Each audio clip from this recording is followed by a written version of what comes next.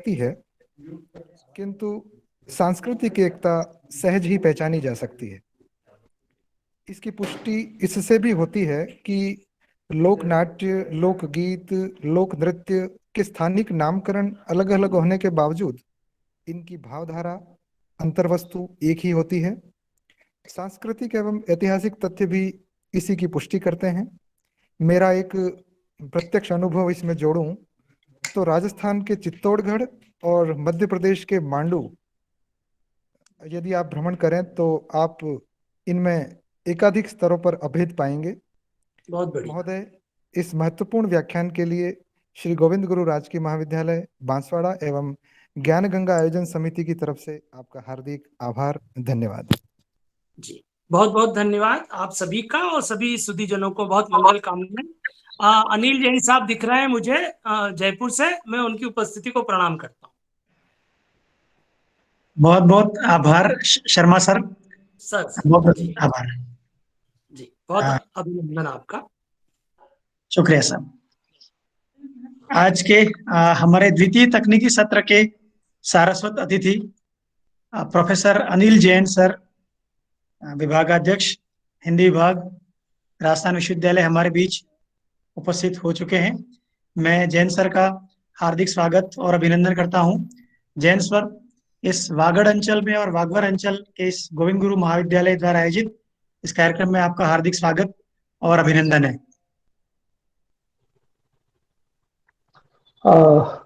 आरंभ करना है।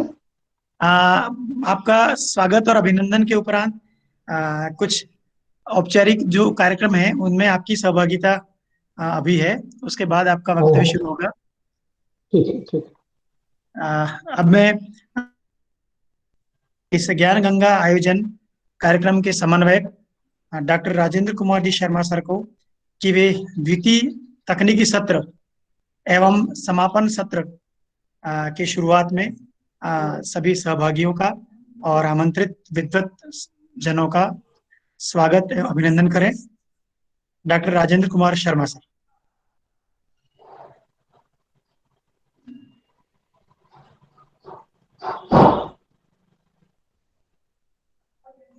राजस्थान सरकार उच्च शिक्षा विभाग एवं श्री गोविंद गुरु राजकीय महाविद्यालय बांसवाड़ा के हिंदी विभाग के संयुक्त तत्वाधान में यह शॉर्ट टर्म ऑनलाइन प्रशिक्षण हिंदी विभाग का हिंदी शिक्षकों में बौद्धिक उन्नयन के लिए, जो कि 1 तारीख से 1 फरवरी से आयोजित किया जा रहा था, आज इसके हम समापन सत्र में उपस्थित हो गए हैं।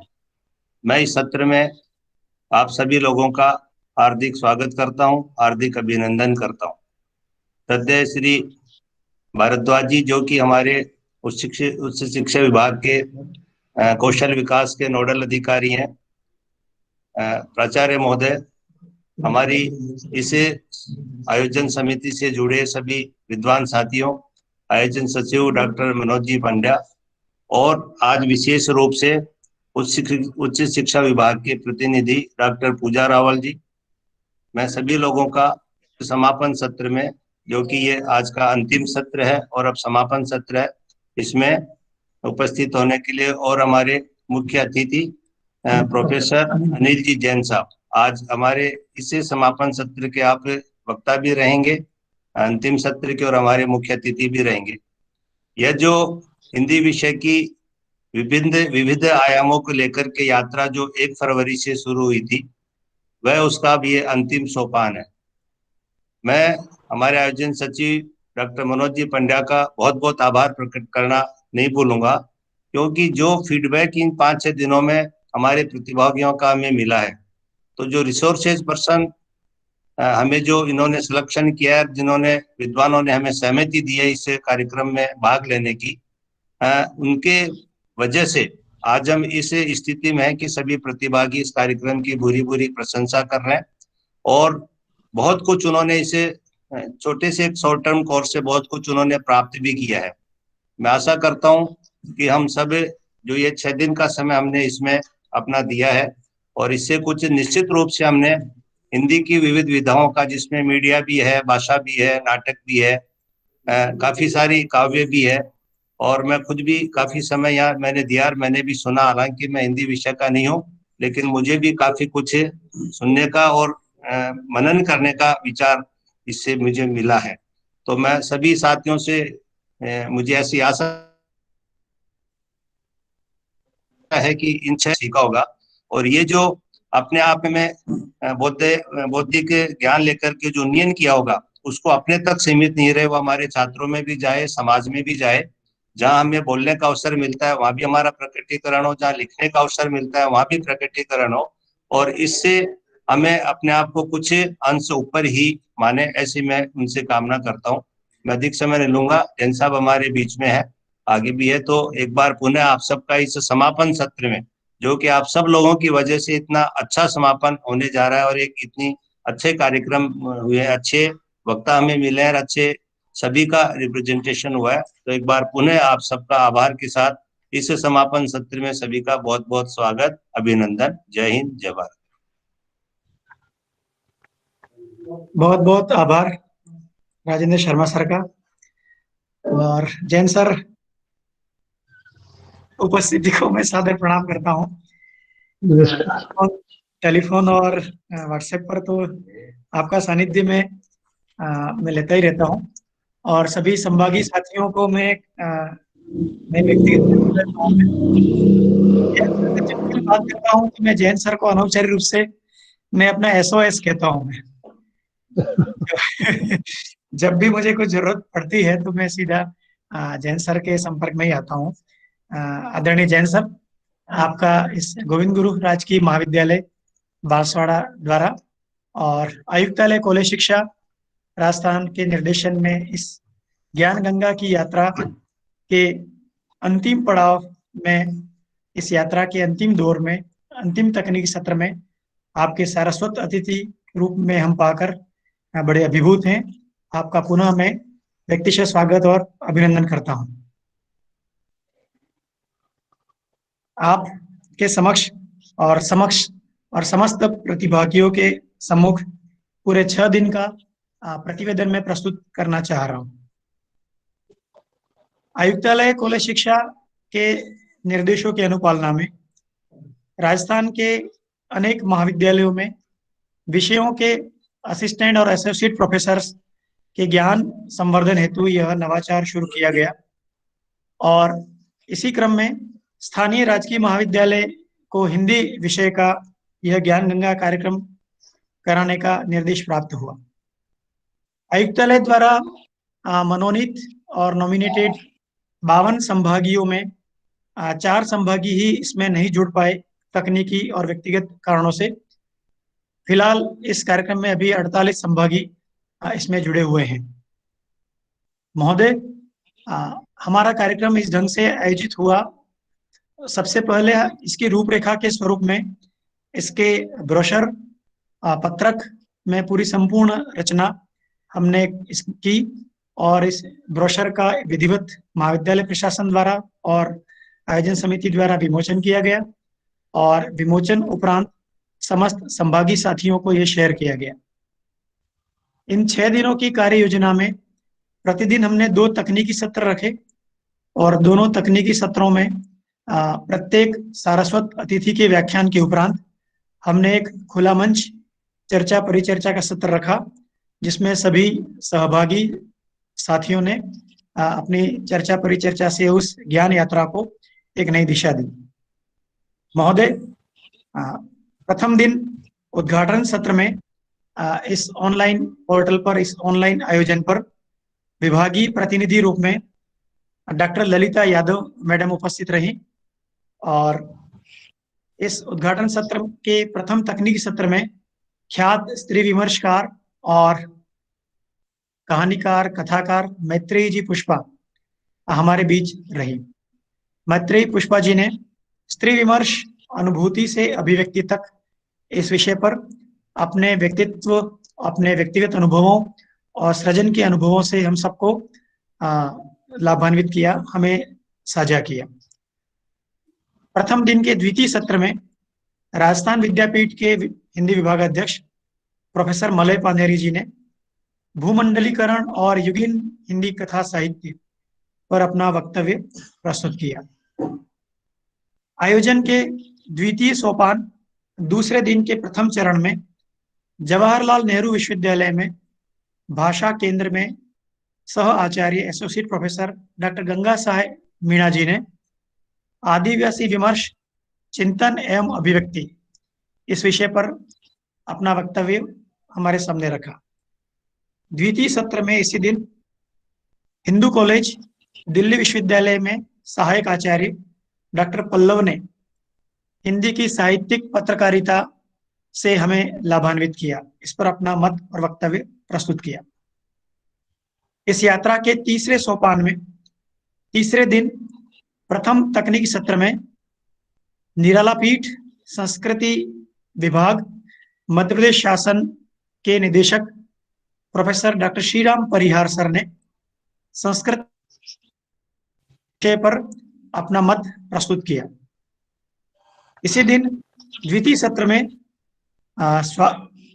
राज्य के और देश के ख्यात समीक्षक और रचनाकार प्रोफेसर हेतु भारद्वाज जी ने स्वातंत्रोत्तर हिंदी कविता, विचार और अभिव्यक्ति के नवीन आयाम इस विषय पर अपना वक्तव्य और अपना मत प्रस्तुत किया।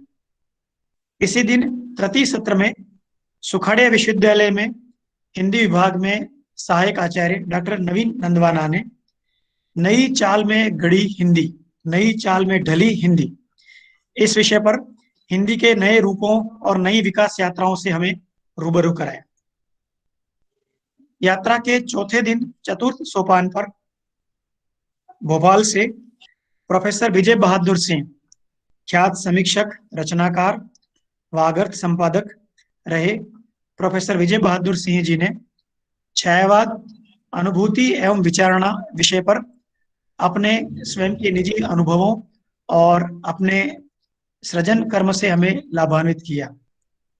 इसके दूसरे सत्र में ख्यात रंगकर्मी और नाटक और रंगमंच में विशेष दक्षता रखने वाले वल्लभ विद्यानगर गुजरात से प्रोफेसर नवनीत चौहान हमारे बीच उपस्थित हुए।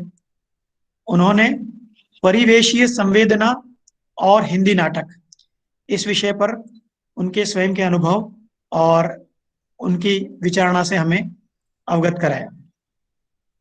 ज्ञान गंगा के पांचवें सोपान पांचवें दिन के प्रथम तकनीकी सत्र में भारतीय उच्च अध्ययन संस्थान शिमला में फिलहाल फेलो और पूर्व में मोहनलाल सुखाड़िया विश्वविद्यालय उदयपुर में हिंदी विभागाध्यक्ष रहे प्रोफेसर माधव हाड़ा सर ने प्रतिरोध प्रतीक मीरा इस विषय पर अपने गहन शोध और अन्वेषण के तथ्यों और निष्कर्षों से हमें लाभान्वित किया। पांचवें दिन द्वितीय तकनीकी सत्र में ख्यात जनजातीय एवं स्त्री विमर्शकार निर्मला पुतुल जी, दुमका झारखंड से, उन्होंने अपने व्यक्तिगत जीवन के अनुभवों और उनके द्वारा रचित कविताओं के पाठ से हमें लाभान्वित किया और उनके जीवन संघर्ष में जो दिशाएं हैं, उनकी अनुभूतियां हैं, वो हमसे साझा की। इसी दिन 5 तारीख को ही इस ज्ञान गंगा कार्यक्रम के सूत्रधार और पूरे राज्य में ज्ञान गंगा कार्यक्रम के प्रभारी और नवाचार और कौशल विकास समिति प्रकोष्ठ के राज्य प्रभारी डॉक्टर विनोद कुमार भारद्वाज जी ने कार्यक्रम की उपादेयता और कार्यक्रम की मंशा से हमें सबको स्पष्ट करते हुए सभी को लाभान्वित होने के लिए हमें आंदोलित आह्वान किया। इस यात्रा के अंतिम पड़ाव छठे दिन आज प्रथम तकनीकी सत्र में विक्रम विश्वविद्यालय में हिंदी विभाग के विभागाध्यक्ष एवं कुलानुशासक प्रोफेसर शैलेंद्र शर्मा सर ने राजस्थानी और मालवी लोक संस्कृति का तुलनात्मक अध्ययन इस विषय पर उनके गहन अध्ययन और शोध से हमें रूबरू कराया। महोदय एवं प्रिय साथियों, यह अच्छा दिन कि हमारी ज्ञान गंगा का यह कारवां आज अपने अंतिम सोपान पर है और पूरी आयोजन समिति और विभाग द्वारा शुरू में यह कोशिश की गई कि इस समय में हम देश के लब्ध प्रतिष्ठ रचनाकार, साहित्यकार और विभिन्न विधाओं और विषयों में जो निष्णात, जिनका गहन अध्ययन है, शोध है, उन सभी के अनुभवों से हम सभी लाभान्वित हो इस दिशा में प्रयास किया। इस पूरी यात्रा में राजस्थान कॉलेज शिक्षा द्वारा मनोनीत संभागियों के अतिरिक्त इस क्षेत्र के रंगकर्मी, इस क्षेत्र के गीतकार, कवि, यहाँ तक कि गोविंद गुरु जनजाति विश्वविद्यालय के कुल गीत के रचयिता भी इन आयोजनों से जुड़े रहे। इन ऑनलाइन आयोजन में सहभागियों और विद्वानों के साथ साथ विश्वविद्यालय में, अलग अलग विश्वविद्यालयों में शोध कार्य कर रहे शोधार्थी भी इस आयोजन से जुड़े। इसकी रोजाना जो क्रियान्विति के संबंध में रोजाना जो भी कार्यक्रम हुए उसका मीडिया द्वारा भी विशेष प्रसार और उनके द्वारा यह किया गया। यह अवसर मैं उन सभी साथियों और उन सभी आयोजन समिति के हमारे वरिष्ठ संकाय सदस्य अग्रजों, तकनीकी समिति के समस्त साथियों और मेरे हिंदी विभाग के जो समस्त साथी हैं, उन सभी के प्रति मैं कृतज्ञ हूं। मेरा मानना है कि इस कार्यक्रम में जो भी शुभ फलित हुआ है, ये जो भी शुभ है, वह सभी उन आयोजन समिति के साथियों, विभाग के साथियों और तकनीकी समिति साथियों और आमंत्रित विद्वजनों का ही प्रतिफल है। मैं व्यक्तिशः मानता हूं इस आयोजन में जो भी त्रुटियां, जो भी कमियां रही हैं, उसके लिए सिर्फ और सिर्फ मैं जिम्मेदार हूं। यह जो कर्म है उसके पीछे मेरी मूल जो धारणा और मेरा मूल मंतव्य यही था, जो सुंदरकांड रामचरितमानस में एक बार आया है, तात स्वर्ग अपवर्ग सुख धरी तुला एक अंग, तूल न ताही सकल मिली जो सुख लव सत्संग। एक पल के लिए, लव क्षण मात्र के लिए भी जो सत्संग का जो है, उसके आगे समस्त जो सुख है उस तुला पर कहीं नहीं ठहरते। इसी ध्येय को लेकर आयोजन सचिव होने के नाते मैंने पूरी कोशिश की। मैं एक बार पुनः इस आयोजन के समस्त शुभ का श्रेय मेरे आयोजन समिति के साथियों, विभाग के साथियों और तकनीकी टीम के साथियों को देता हूं, और जो कुछ भी इसमें अधूरा है, जो छूटा हुआ है, उसका सारा दायित्व मेरा है। इसी के साथ मैं अपनी वाणी को विराम देता हूं। धन्यवाद। अब मैं आमंत्रित करता हूं द्वितीय सत्र के हमारे सारस्वत अतिथि प्रोफेसर अनिल जैन सर को। अनिल जैन सर हम सभी के लिए काफी परिचित हैं। उनके व्यक्तित्व, कृतित्व और उनकी ज्ञान जिज्ञासा की यात्रा से हम सभी लोग अनेक बार लाभान्वित हुए भी हैं। आप हिंदी विभाग राजस्थान विश्वविद्यालय में विभाग प्रभारी भी रहे। प्राकृत विभाग में भी आपने अपने अनुभव से विभाग को लाभान्वित किया है। आपका सतत नवोन्मेषी नई नई दिशाओं में सोचने का तरीका जो हमें सदा प्रेरित करता रहता है, और सभी जो अधिकांश सहभागी हैं वो प्रोफेसर जैन सर की इस कृतित्व से भलीभांति परिचित हैं। मैं पुनः आदर और सम्मान के साथ आमंत्रित करता हूं प्रोफेसर अनिल जैन सर को कि वे आए और मध्यकालीन काव्य अध्ययन की नई दिशाएं, इस पर अपना मत प्रस्तुत करें। Professor Anil Jain sir. नमस्कार मनोज जी, एक बात तो ये अच्छी लग रही है कि आपने अच्छे व्याख्यान कराए हैं, और दूसरी बात ये अच्छी लग रही है कि आपने उनको अच्छे तरीके से संयोजित किया है, और तीसरी बात जो अध्यापकों में दुर्लभ हो चली है, आप अध्यापक होने के बावजूद अभी तक विनम्र बने हुए हैं। ये बहुत अच्छी बात है। धीरे धीरे अध्यापकों से विनम्रता कुछ कम होती जा रही है, तो धन्यवाद चीज। हाँ, ये बहुत अच्छी बात है। जो बात मध्यकाल के बारे में हम लोग करते हैं, तो मध्यकाल के बारे में मैं 2-3 पक्षों पर बात विशेष रूप से करूंगा। एक तो उनके पर्यावरण के संदर्भ में बात करूंगा, कुछ बातें जाति के संदर्भ में करूंगा, कुछ बातें यात्रा के संदर्भ में करूंगा। राजस्थान में मध्यकाल से जुड़े हुए जो बड़े आंदोलन रहे हैं, उन आंदोलनों में दादू का आंदोलन है, जाम्बोजी का आंदोलन है, जसनाथ जी का आंदोलन है, ये बड़े आंदोलन राजस्थान के संदर्भ में हम मान सकते हैं। अब देखिए कि जो भक्ति साहित्य है उसकी जो मूल प्रेरणा है, या यूं कहिए कि उसकी जो आधार भूमि है, वो धर्म है। अब धर्म के फ्रेम में मध्यकाल के लोग अपनी बातों को फैलाते हैं। ये अलग बात है कि धर्म को वो छोड़ नहीं पाते हैं, और उसके फ्रेम में रहते हुए जो बातें करते हैं, वो बातें हमारे आज के लिए किस प्रकार से काम उपयोगी है, या हम उन्हें कैसे अपने जीवन को या अपने जीवन की चुनौतियों को हल करने के लिए उन्हें हम समझ सकते हैं, ये हमारे लिए मूल्यवान है। दो चीजें साफ तौर पर मध्यकाल में दिखलाई देती हैं। एक धारा तो वो है जो पुनरुत्थान की है, दूसरी धारा है पुनर्जागरण की धारा है। राजस्थान में खासतौर पर दो आंदोलनों की मैं बात करूंगा। एक तो जाम्बोजी का आंदोलन है, दूसरा जसनाथ जी का आंदोलन है। जाम्बोजी का जो बिश्नोई परंपरा है पूरी की पूरी, जाम्बोजी पीपा सर से जुड़े रहे और जसनाथ जी कतरिया सर से जुड़े रहे, माने दोनों ही बीकानेर नागौर वाला जो इलाका है उससे जुड़े रहे। दोनों के यहाँ आप एक बात विशेष रूप से पाएंगे जिस पर मध्यकालीन साहित्य को पढ़ते समय में जरूर विचार करना चाहिए। कहीं ऐसी तो कोशिश नहीं है कि अतीत को पुनर्जीवित करने की यहाँ पर कहीं किसी प्रकार से कुछ प्रयत्न हो रहा हो। दो चीजें साफ है, एक तरफ कबीर हैं, दादू हैं जो प्रोटेस्ट के रचनाकार हैं, नानक हैं, और दूसरी तरफ आप पाएंगे कि जाम्बोजी के यहाँ यज्ञ है, हवन है, जसनाथियों के यहाँ सिंधुधरों का पाठ है, झाड़े हैं। कहीं ना कहीं ऐसा लगता है कि ये जो दो बिंदु है, पुनरुत्थान वाला बिंदु, के दामोदरन ने इसकी चर्चा की है कि पुनरुत्थान वाला पक्ष हमें यहाँ दिखलाई देने लगता है। वेद मंत्रों के स्थान पर सिंधुधरों का पाठ शुरू हो जाता है, या मंत्र से झाड़ा लगाने के स्थान पर जसनाथी मंत्रों का प्रयोग होने लगता है, गोरख छंदों का पाठ होने लगता है, कर्मकांडीय पाठ है, यज्ञ शुरू हो जाता है।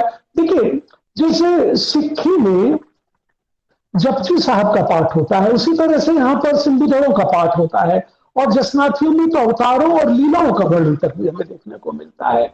ये मूलतः एक विचित्र चीज आपको दिखलाई देगी कि जसनाथी और जाम्बोजी परंपरा के लोग निर्गुण हैं, और ये अवतारों का, लीलाओं का समर्थन करते हैं।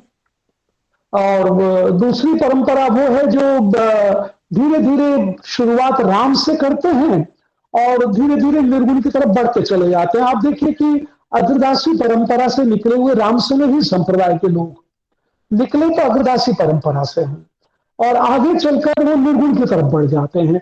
तो ये जो कन्फ्लिक्ट है थोड़ा सा, इसको जरूर हमें देखना चाहिए कि ये जो सुबह शाम वाला हवन है, या ओम विष्णु ओम आदेश, इस तरह के जो प्रयोग हैं, ये कहीं ना कहीं उस मूल धारा से थोड़ा अलग ले जाने वाले हैं। यद्यपि मैं ये नहीं कहता हूं कि इनमें हमारे लिए काम की कुछ चीजें, बहुत काम की चीजें हैं, क्योंकि जब वो नियमों की बात करते हैं, ओरण की बात करते हैं, पशुओं की बात करते हैं, वन संरक्षण की बात करते हैं, वृक्ष को संरक्षित करने की बात करते हैं, पानी छान के पीने की बात करते हैं, सामान्य जन को अपने में शामिल करने की बात करते हैं, सबकी चिंता की बात करते हैं, तब वो मनुष्य के बहुत करीब हो जाते हैं। तो पर हमें ये जरूर देखना चाहिए कि ये जो गुरु स्थान की पूजा है, या गुरु ने अगर कोई छड़ी लगा दी तो उससे गोरखमालिया तैयार हो गया, उसकी जो पूजा है, ये पूजा कहीं ना कहीं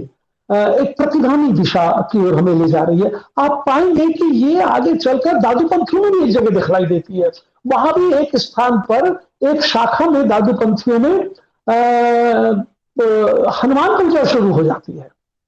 मतलब शुरू में विरोध है अब उसका, मूर्ति का, और कहीं ना कहीं बाद में मूर्ति का स्वीकार, तो उस पर थोड़ा सा देखने की जरूरत है। और दीक्षा देने का जो तरीका है उस पर भी थोड़ा सा कभी कभी गौर करने की आवश्यकता इसलिए है कि जो अमृत छकने वाली सिख परंपरा है, उसको जसनाथियों में आप चलू लेने के नजरिए से जोड़कर देख सकते हैं। जो चलू लेना है वो अमृत छकने जैसा है करीब करीब।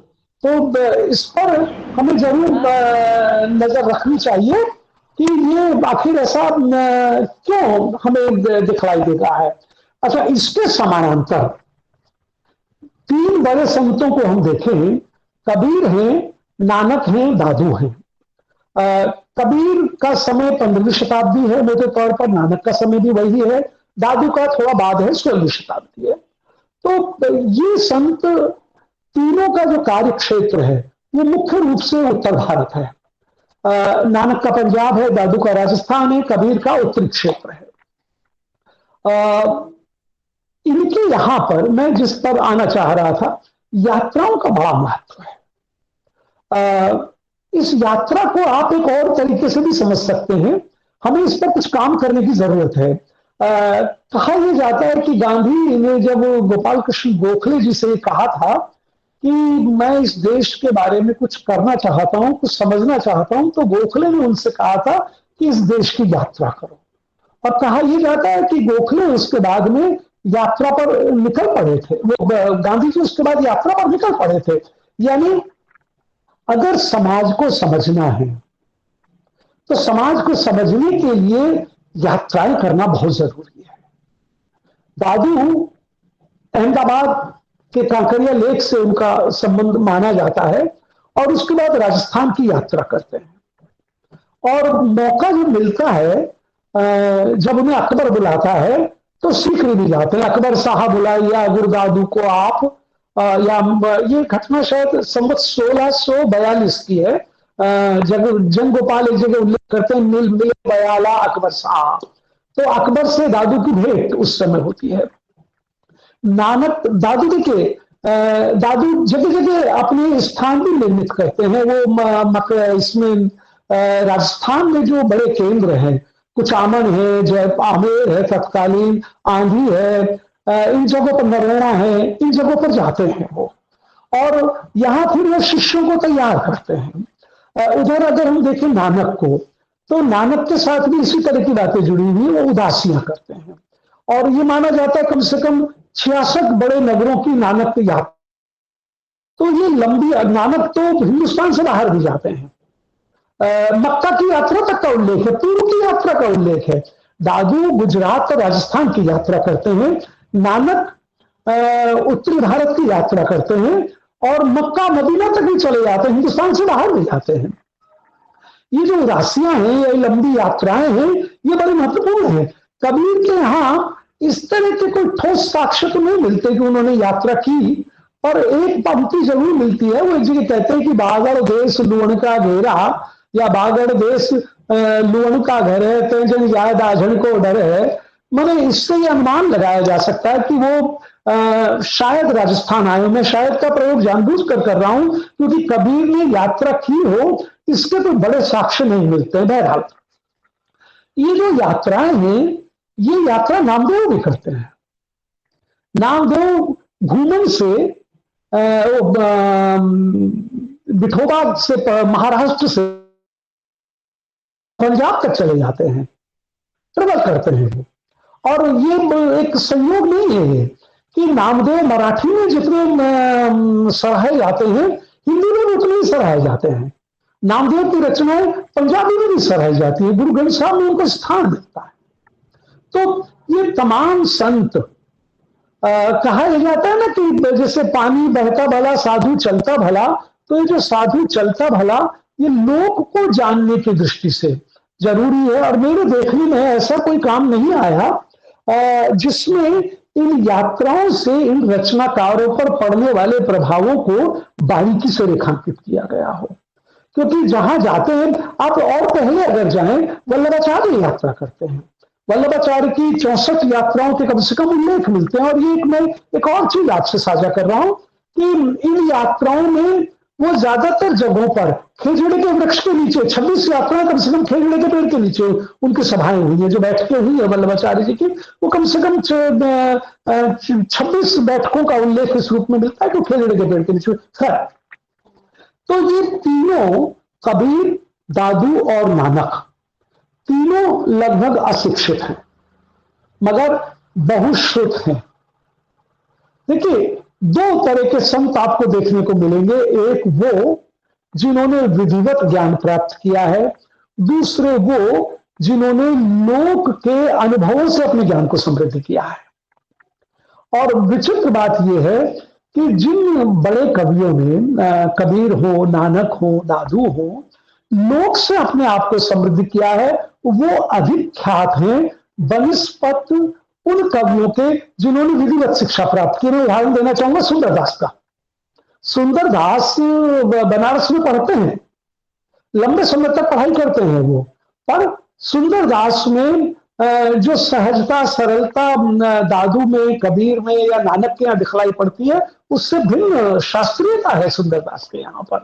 तो जब हम लोक के निकट जाते हैं तो फिर हम शायद लोक भाषा को, लोक के विचारों को आत्मसात करने की कोशिश करते हैं और उन्हें स्वीकार करने की कोशिश करते हैं।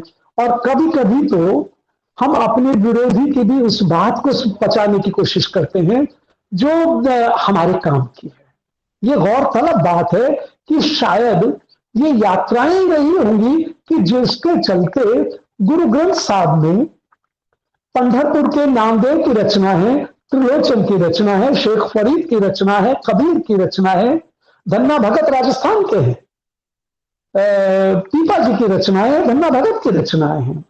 तो ये जो रचनाएं ट्रेवल करती हैं, रचनाएं व्यक्तियों के साथ ट्रेवल करती हैं। आप पाएंगे कि एक गुजरात का एक बड़ा पोइट हुआ है मध्यकाल में, काजी महमूद। काजी महमूद स्वयं ट्रेवल करते हुए इसका कोई बड़ा साक्ष्य नहीं मिलता है। अलबत्ता पश्चिमी राजस्थान से उनके कुछ संबंध कुछ पुस्तकों में मुझे मिले हैं। पर एक चीज मैं उल्लेख करना चाहूंगा, समय सुंदर पोइट है, जैन पोइट है, उसकी एक रचना में ऊपर लिखा हुआ है कि काजी महमूद की इस धुन के आधार पर इस गीत को गाना चाहिए। इससे ये पता चलता है कि यात्रा करते करते साधुओं के साथ साथ, संतों के साथ साथ यात्रा करते करते काजी महमूद समय सुंदर तक पहुंचता है। और काजी महमूद की जो वो है भाषा या गाने का जो तरीका है काजी महमूद का, वो समय सुंदर को प्रभावित करता है। समय सुंदर अपने गीत की धुन के लिए काजी महमूद को चुनना बेहतर समझते हैं। इस पर विचार करने की जरूरत है कि ये यात्राएं किस तरह से प्रभावित करती हैं। और एक बात कि ये संत इस लोक ज्ञान से अपने को समृद्ध करते हैं और फिर भेदभाव को मिटाने की बात करते हैं, वैमनस्य को समाप्त करने की बात करते हैं और उसके विरोध में खड़े होते हैं। ये जो पाएंगे आप कि रैदास का एक बड़ा मशहूर पद है, कैसे उदारता पैदा होती है। रैदास लिखते हैं, नीचहु ऊंच करे मेरे गोविंदा, काहू ते न डरे, नाम देव कबीर त्रिलोचन सधना सैन तरे। पूर्व कवियों के प्रति ये जो सम्मान भाव है, ये उनके आवाजाही का परिणाम है। उनके प्रति जो स्वीकार भाव इन संतों में, भक्तों में आपको दिखलाई देता है। और तो और एक और बात मैं आपसे शेयर करना चाहूंगा कि दादू पंथियों के यहाँ जो संग्रह रचनाएं मिलती हैं, सरबंगी और गुंजनामा आदि जो रचनाएं मिलती हैं, उनमें उन लोगों की भी रचनाएं हैं जो दादू पंथ की परंपरा की तरह निर्गुण नहीं है। राम सनैयों के यहाँ जैन कवियों की रचनाएं मिलती है। राम सनैयों का संग्रह ग्रंथ है सरबंग सार, नवल राम जी ने संग्रहित किया है। वो राम सनई निर्गुण है, मैं शाहपुरा वालों की बात कर रहा हूं, पर उनके यहाँ जैन कवियों की रचनाएं हैं। तो ये जो उदात्तता है, ये जो उदारता है, ये शायद यात्रा के साथ साथ कहीं ना कहीं इनको इस पर ध्यान होना चाहिए। एक और संदर्भ आपके सामने रखना चाहूंगा। सिख गुरु है अमरदास। कंखल में सती घाट पर सती का विरोध करने के लिए पहुंचते हैं। तीसरे गुरु है अमरदास जी, जिनके नाम पर सरोवर उनके शिष्य ने, रामदास जी ने बनाया था। तो इस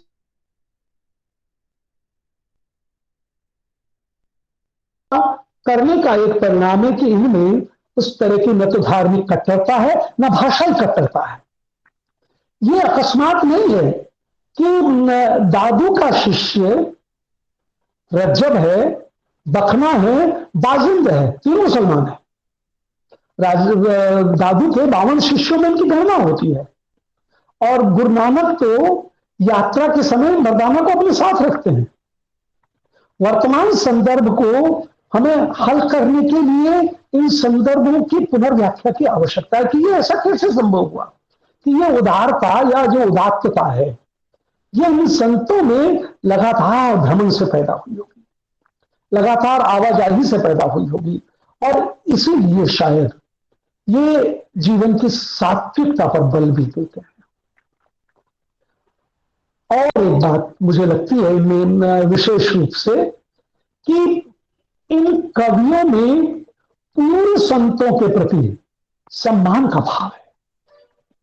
देखिए, जब आप अपनी जगह पर केंद्रित रहेंगे तब आप अपने से बढ़कर किसी को मानेंगे नहीं। जब आप दूसरे की जगह पर जाएंगे तो कम से कम आप में विनम्रता का भाव तो आएगा ही, और जो आया है उसके प्रति सम्मान का भाव भी आएगा। तो ये जो पूर्वापर सम्मान का भाव है, पूर्व कवियों के प्रति सम्मान का भाव है, ये गौरतलब है।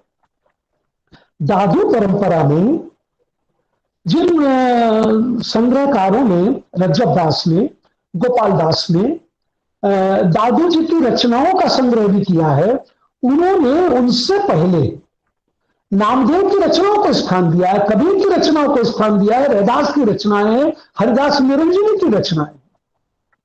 माने अपने गुरु से पहले पंचवाणी के रूप में उन्होंने दूसरी रचनाओं को स्थान दिया है।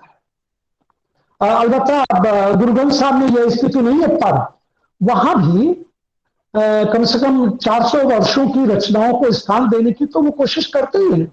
चैतन्य गौड़ीय परंपरा के सूरदास मदन मोहन वहां पर है।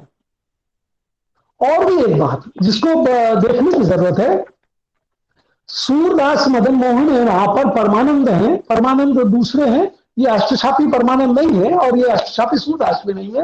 एक और बात है, वहां एक पंक्ति आती है, छाण बन हरि विमुखन को संग, और कहा यह जाता है कि उसकी जो अंतिम पंक्ति थी कि सूरदास प्रभु काली कामरी चढ़े ना दूजो रंग, वो उन्हें कम ठीक लगी, यानी मनुष्य को बदलने की संभावना का निषेध करती है ना ये पंक्ति, प्रभु काली कामरी चढ़े ना दूजो रंग। तो गुरु अर्जुन देव को ये ठीक नहीं लगा कि नहीं, ये तो नहीं है, मनुष्य को बदला जा सकता है, उपदेश से बदला जा सकता है। तो उन्होंने सिर्फ एक ही पंक्ति को ग्रंथ साहब में स्थान दिया, छाण मन हरि विमुखन को संग। सूरदास मदन मोहन की सिर्फ एक पंक्ति गुरु ग्रंथ साहब में मिलती है।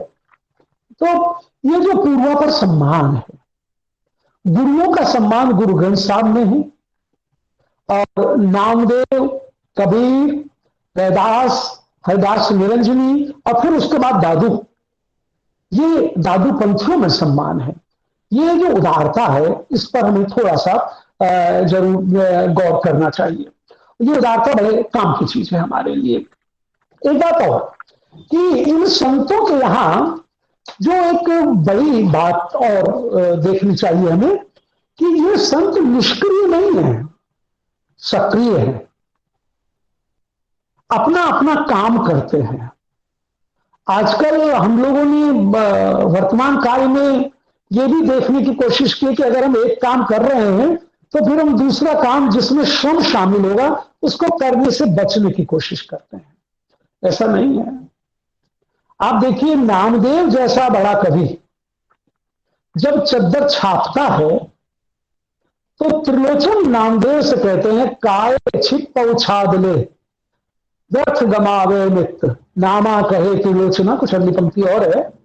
और वो इसका मतलब ये कि त्रिलोचन ने, जो नामदेव के मित्र हैं, नामदेव को चद्दर छपाई करते हुए देखा था।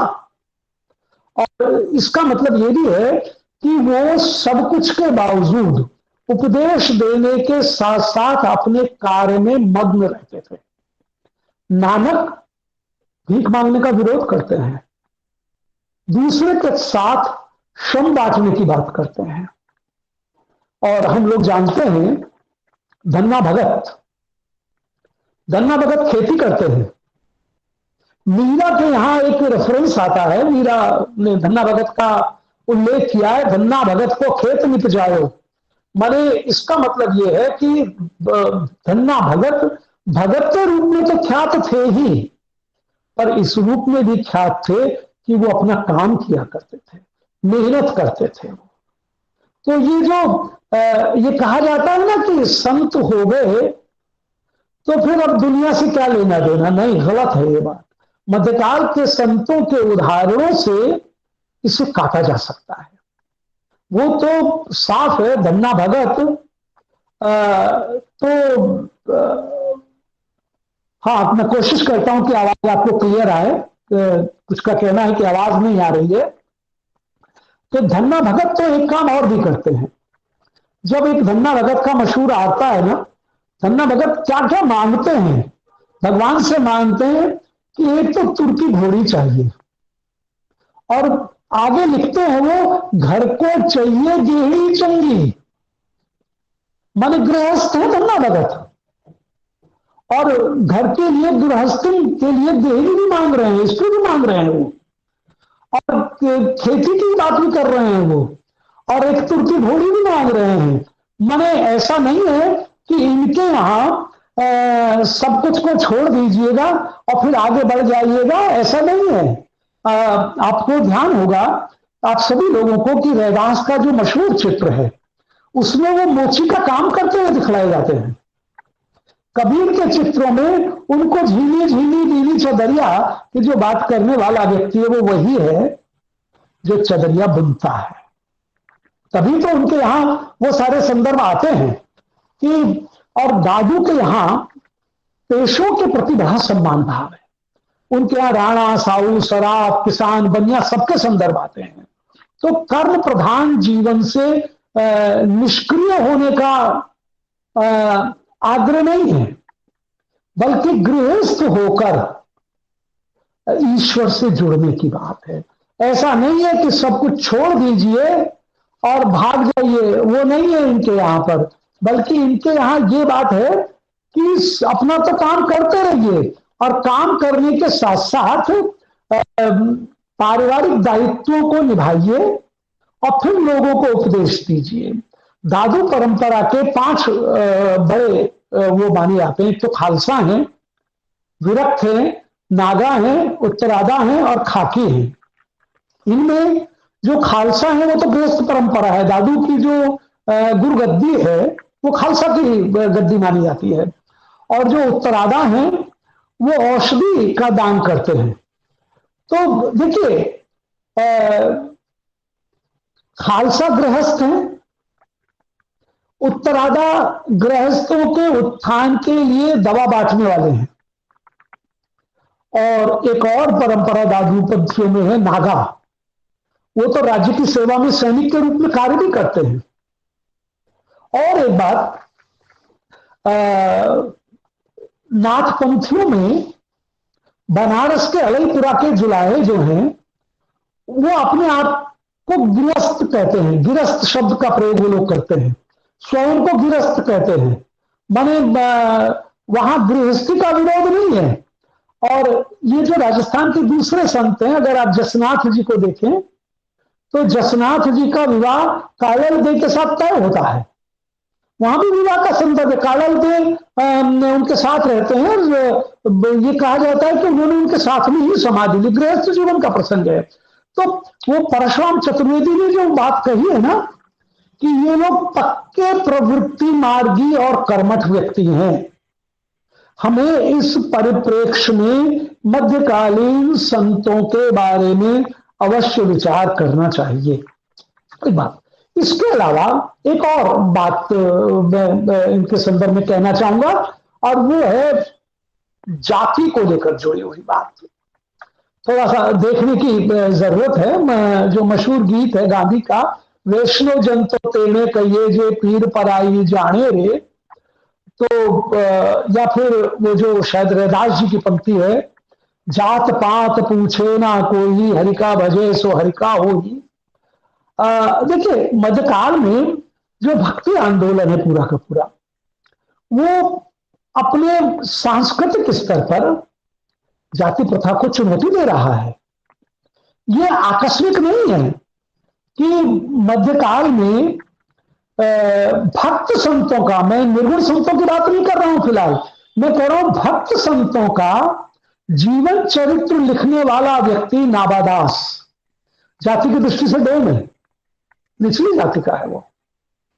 तो ईश्वर के सामने सब समान हैं। और ये जो तीसरी चौथी, ये जो 13वीं 14वीं शताब्दी में रह चरखा कोलू आने से जो जाति की जो बाधाएं टूट रही थी, जाति का जो बंधन टूट रहा था, निम्न जातियां उच्च होने की कोशिश कर रही थी, तो वहां भी जाति पर प्रहार हो रहा है। पर एक बात जरूर देखने की जरूरत है कि जो मध्यकालीन साहित्य, इसको हम एब्सोल्यूट टर्म में तो न कहें कि सब कुछ ऐसा ही है, ऐसा नहीं है। कहीं ना कहीं, जैसे नामदेव जी के यहाँ एक संदर्भ मुझे मिला, नामदेव एक जगह लिखते हैं, हीनड़ी जाति मेरी छीपे के घर काहे जन्म कीना। हीनड़ी जाति मेरी, माने जाति की दृष्टि से हीनता का संदर्भ है वहां पर। तो वो एक जगह और लिखते हैं, हीन दीन जाति मेरी पडरी के आया, ऐसा तुमने नामा दर्जी कायक बनाया। हिंदड़ी जाति पीड़ा है, माने वो ये दीगर बात है कि नामदेव के जो मित्र हैं, आवाज नहीं आ रही है, आवाज नहीं आ रही है? आ रही है सर, आ रही है सर, आ रही है। हाँ, तो ये जो जाति का संदर्भ है नामदेव के यहाँ, इससे ये जरूर अंदाजा लगा सकते हैं आप कि वो जाति से टकराते हैं। पर उस जमाने में इस तरह की जातिगत पीड़ा का संदर्भ अवश्य रहा होगा। अन्यथा एक बड़ा संत दूसरा, रैदास, वो एक जगह लिखते हैं, जाके कुल के ढोल ढूंढता वाराणसी के पास, काशी में जिसके कुल के लोग पशुओं को ढोने का काम करते हैं। ये रैदास जी के यहां पर है। और एक और संदर्भ धन्ना भगत का जो है, धन्ना भगत लिखते हैं, ईद सुन के जाटरो भक्ति करने लागो। तो ये जो जाट द्वारा भक्ति करने की बात है, इसका मतलब ये जरूर है कहीं ना कहीं कि ये सुविधा सामान्य व्यक्ति को उस काल में उतनी आसानी से सुलभ नहीं थी। तो इस पर हमें थोड़ा सा देखना चाहिए। जो रैदास जी का एक और पद मैंने आपको अभी बताया कि नीच ही ऊंच करे मेरे गोविंदा, काहू ते न डरे नामदेव कबीर त्रिलोचन सदना सेन करे। नामदेव जो है दर्जी हैं या छीपा हैं, क्योंकि शिल्पी जाति है, अब उसको छीपा कहिए दर्जी कहिए वो अलग मसला है। कबीर जुलाहा है। त्रिलोचन के बारे में जरूर थोड़ा झमेले वाला मामला है कि त्रिलोचन बनिया थे या निचली जाति के थे। सदना कसाई हैं, सेन नाई हैं।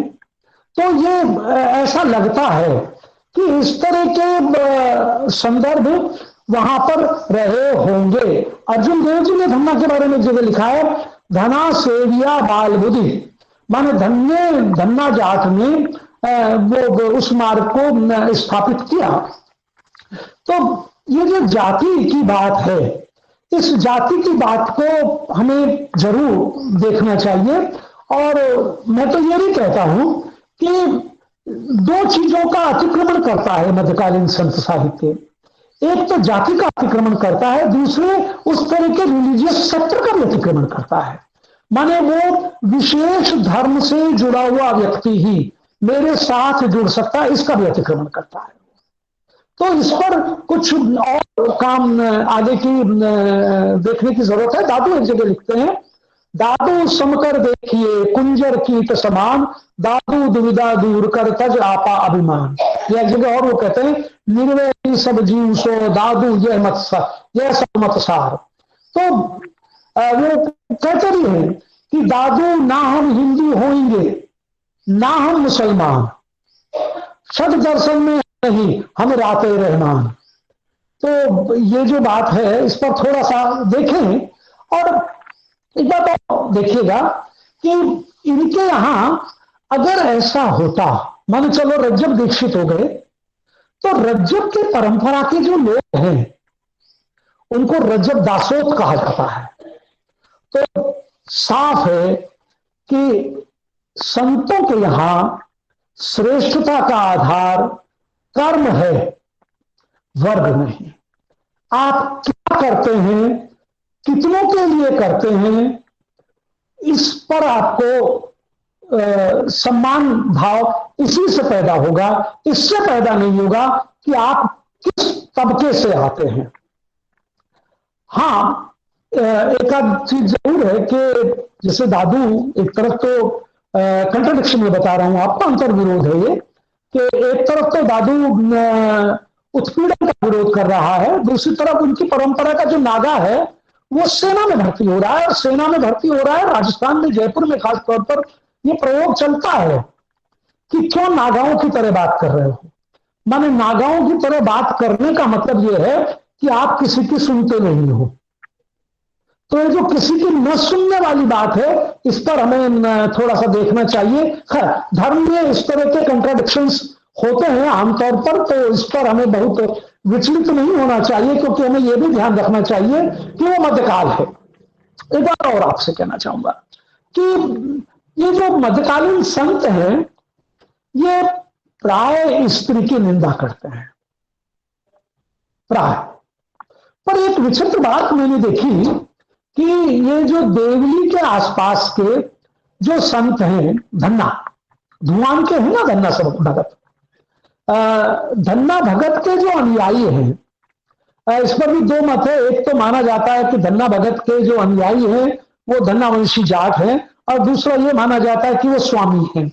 तो देवली के आसपास के स्वामियों में मैंने कई कुछ लोगों से मुलाकात की, तो वहां उनके जो गोत्र हैं वो सुरसुरी और पद्मावती जैसे गोत्र हैं।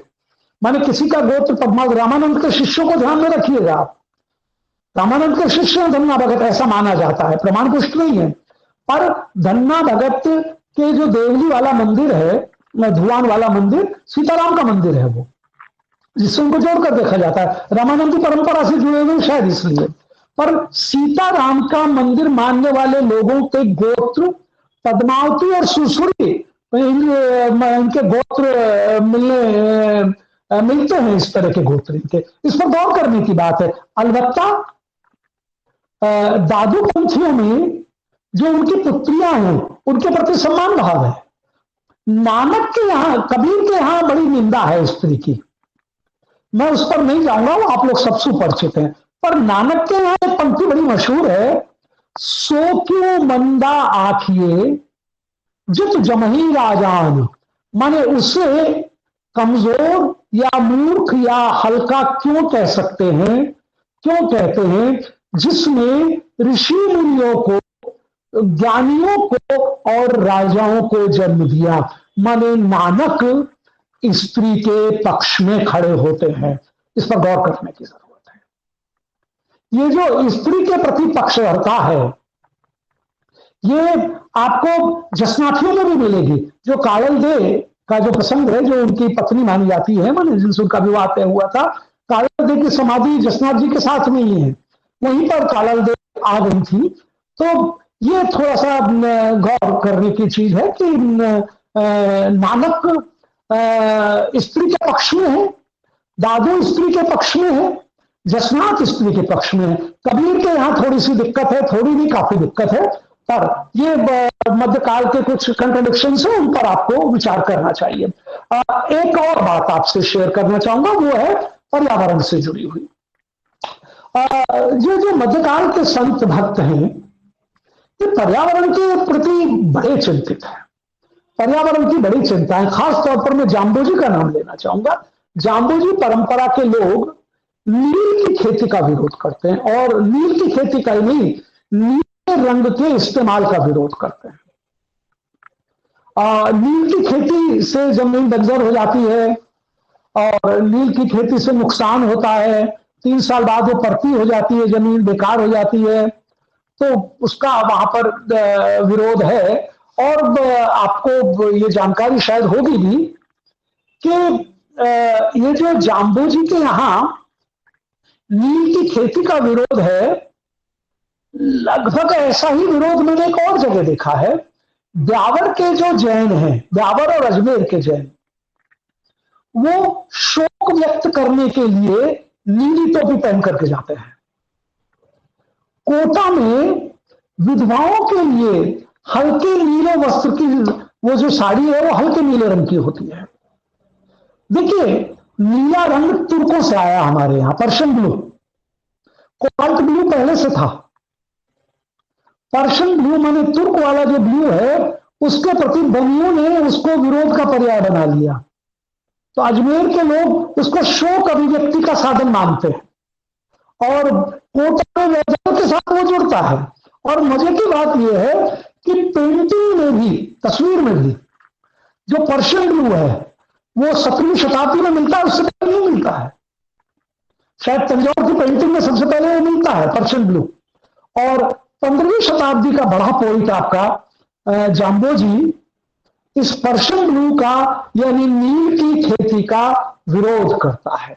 बहुत संभव है, मुझे कोई प्रयोग नहीं मिला कि उस जमाने में जाम्बोजी के समय में जाम्बोजी ने नागौर के आसपास, नागौर और बीकानेर के उस क्षेत्र में नील की खेती होते देखी हो और उससे जमीन को बंजर होते हुए देखा हो। बहुत संभव है। तो इस पर हमें थोड़ा सा गौर करना चाहिए कि और कुछ बातें, समय तो अभी है मेरे पास 3-1 मिनट बताइए इन्होंने कि धन्ना भगत एक जगह कहते हैं कि अच्छा अन्न पैदा हो, दुधारू गाय हो, तेज चलने वाली घोड़ी हो। देखिए, पर्यावरण की चिंता है उनके यहां। पीपा कहते हैं तुम वृक्ष में पक्षी, तुम पर्वत में मोर, तुम चंद्रमा में चकोर, तुम सरोवर में मछली, तुम गाय में बछड़ा। मलुकदास एक जगह कहते हैं हरी डार न तोड़िए लागे छूरा आघात। हरिदास निरंजन एक जगह कहते हैं कि जिबे किया बकरी मिसत लिखी कलेजा माही तो अपना गला कटाए करी मिसत बसे क्यों ना है। ध्यान रखिएगा, ये वो लोग हैं जो खास तौर पर ये जो राजस्थान में मुझे किसी ने कहा है कि हमारे जांगल प्रदेश की भी कुछ चिंता कर लीजिए, तो मुझे एक बात जरूर पता है कि जांगल प्रदेश में जहां जाम्बोजी और जसनाथ जी का बड़ा प्रभाव है, वहां ओरल छोड़ा जाता है, घास का वो प्रदेश छोड़ा जाता है। और चीज मुझे मालूम पड़ी कि वहां जो तारबंदी की जाती है, उस तारबंदी में इस बात का ध्यान रखा जाता है कि दोनों तारों के बीच से कुलाचे मारते हुए हिरण निकल सके। चिंता है, पशुधन की चिंता है, वनस्पति की चिंता है। और आप तो जानते हैं कि जो 5 पीर हैं वो भी इस सब की चिंता करते हैं। शायद गोगरी से जुड़ी हुई बात है ना, गांव गांव गोगों ने गांव गांव खेजड़ी, खेजड़ी की चिंता है वहां पर। तेजा जी, मैंने कहीं पढ़ा था कि तेजा तेल से हलवाई दुआई आरंभ करते हैं। तेजा जी की वाणी का तेजा तेल आप उसको कह सकते हैं। और ताबू जी तो गोरक्षा से जुड़े रहे हैं। और ये जो चीजें हैं इन पर हमें जरूर कुछ और बातें करनी चाहिए।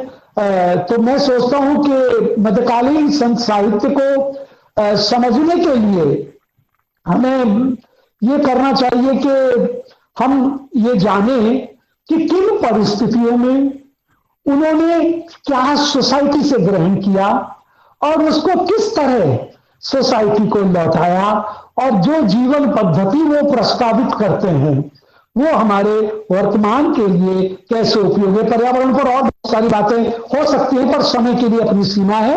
12:40 मुझे बताया गया था, 12:40 शायद हो गया। तो अब आपके प्रश्न अगर कोई हो तो मैं उन पर बात करूंगा। संभागियों ने काफी कुछ शुभाशंसाएं, खैर सर के पास सभी लोग पढ़े हुए हैं, किस अधिकांश विद्यार्थी इसमें इसमें डॉक्टर बंशीलाल जी सर लिखना चाह रहे हैं, संत पीपा पर्ची, पीपा कथाओं में संत कबीर के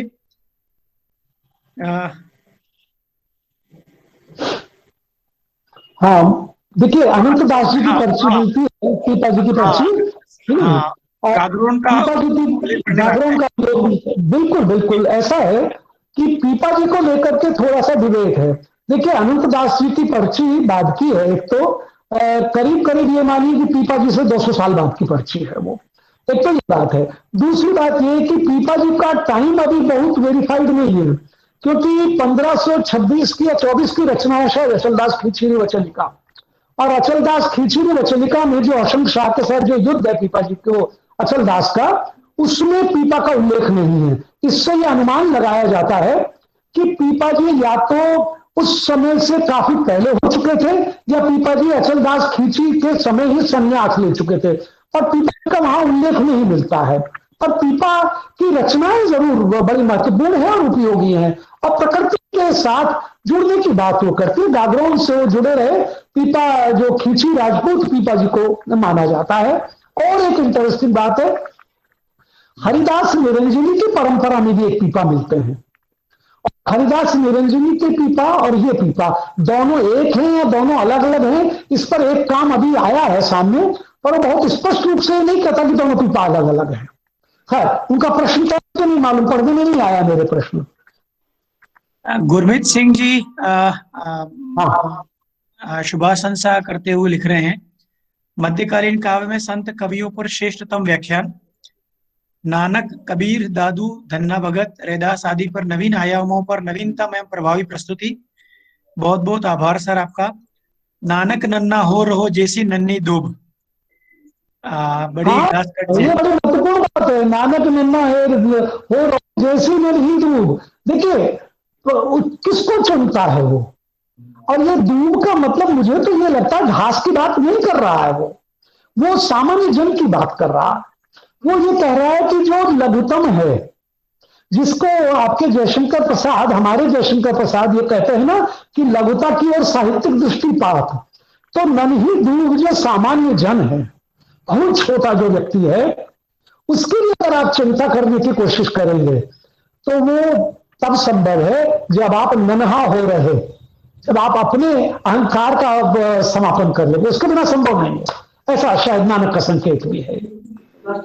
सर मेरी थोड़ी सी इसे आप दृष्टता ही समझे, खासतौर से मध्यकालीन कवियों के पाठ के दौरान मूल पाठ और उसके प्रक्षिप्त अंशों को लेकर बहुत बार अलग अलग संपादकों में थोड़ा दोष मिलता है। तो थोड़ी सी एक सामान्य भक्ति काव्य का जो अध्येता है या विद्यार्थी, उसके सामने समझना जरूरी है पाठ, उस कैसे निपटा जाए। हाँ, चलिए पाठ पर एक आध बात मैं कह देता हूं जो मुझे आती है। देखिए सबसे ज्यादा जो बखेड़ा है वो कबीरदास के पाठ को लेकर के है, और कबीरदास की जो प्रति है, हम लोग श्याम सुंदर दास जी वाला पाठ प्रामाणिक मानते हैं। पर श्याम सुंदर, देखिए एक तो ये मान लीजिए आप कि सिख गुरुओं को छोड़कर ज्यादातर जो टेक्स्ट मिलता है संतों का, उसके सोर्स राजस्थानी है, और विशेष रूप से दादूपंथी सोर्स है उसके। एक तो ये बात बड़ी साफ मान लीजिए। कबीर का भी जो टेक्स्ट मिलता है वो दादूपंथी सोर्स से हमें देखने को मिलता है। जो उस प्रति पर सन मिला है वो 1561 की प्रति है या नहीं है, इस पर विवाद है, क्योंकि 15 को पढ़ने में ऐसा माना जाता है कि श्याम सुंदर दास जी से भूल हुई है। इसका उल्लेख पीताम्बर बड़कथवाल ने भी अपनी उसमें किया है, निर्गुण संप्रदाय वाली जो उनकी पुस्तक है, निर्गुण स्कूल ऑफ हिंदी पोइट्री में उन्होंने इस बात को उल्लेखित किया है। पर अब गोरखवाणी जो है, गोरखवाणी का तो पाठ ही 17वीं शताब्दी का है। गोरखवाणी का ओल्ड टेक्स्ट में नहीं मिलता है। तो पाठ को लेकर के दो तरह की दिक्कतें हैं। एक तो पाठ में मिलावट हो गई, और दूसरे पाठ को पढ़े कौन, क्योंकि पाठ को आप पढ़ेंगे ही नहीं तो फिर पाठ के बारे में मूल्य निर्णय कैसे करेंगे। आजकल मैं तो नहीं जानता, जो 48 लोग हैं उनमें अधिकांश ने पांडुलिपि देखी नहीं है। तो और जबकि ये माना जाता है कि हिंदुस्तान की पांडुलिपियों का बड़ा हिस्सा, आधे से ज्यादा, राजस्थान के जैन भंडारों में और भंडारों में सुरक्षित है। तो टेक्स्ट पर काम होना चाहिए, पर टेक्स्ट पर काम जहां नेक से आना, तो मतलब ये थोड़ा सा तलवार की धार पर धावना है, टेक्स्ट पर काम करना। तो पाठ को लेकर के मुश्किल है ना। और रही बात धन्ना भगत और पीपा के पाठ को लेकर, तो उनका पाठ है। हाँ जी सर, अधिकांश संभागियों ने चैट बॉक्स में आपकी सार्थक और नवीन जानकारी उद्भावनाओं पर बहुत बहुत आभार प्रकट किया है। मैं इस आयोजन समिति के साथी और विभाग के साथी डॉक्टर लोकेंद्र कुमार जी से मैं अनुरोध करता हूँ कि आएं और इस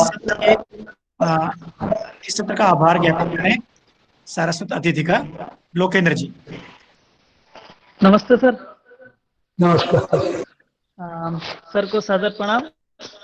सभी प्रतिभागियों एवं आयोजन व तकनीकी समिति के सदस्यों को प्रणाम। आयुक्तालय कॉलेज शिक्षा राजस्थान जयपुर और श्री गोविंद गुरु राजकीय महाविद्यालय बांसवाड़ा के हिंदी विभाग के संयुक्त संयोजन में आयोजित यह शॉर्ट टर्म प्रशिक्षण कार्यक्रम और इसका छठा व अंतिम सत्र। इस सत्र में हमें संत मत के विषय में आचार्य अनिल जैन सर का सानिध्य प्राप्त हुआ। सर आपसे ओरिएंटेशन व रिफ्रेशर कार्यक्रमों में भी मिलने का सौभाग्य प्राप्त हुआ और मैं तो व्यक्तिशः बहुत प्रभावित हूं आपसे, और आज मेरा सौभाग्य कि मैं आपको आभार व्यक्त कर रहा हूं। आज आपने संत मत के विभिन्न आयामों को छूने का प्रयास किया। सबसे अधिक प्रभावित मुझे इस बात ने किया कि अमूमन हम जब व्याख्यान सुनते हैं तो कबीर के इर्द गिर्द वह व्याख्यान होता है, लेकिन आपने रैदास और दादू दयाल, सुंदरदास, उनके उदाहरण लेकर के विषय को स्पष्ट किया, साथ ही कुछ नई शोध की दिशाएं भी हमारे लिए खोली।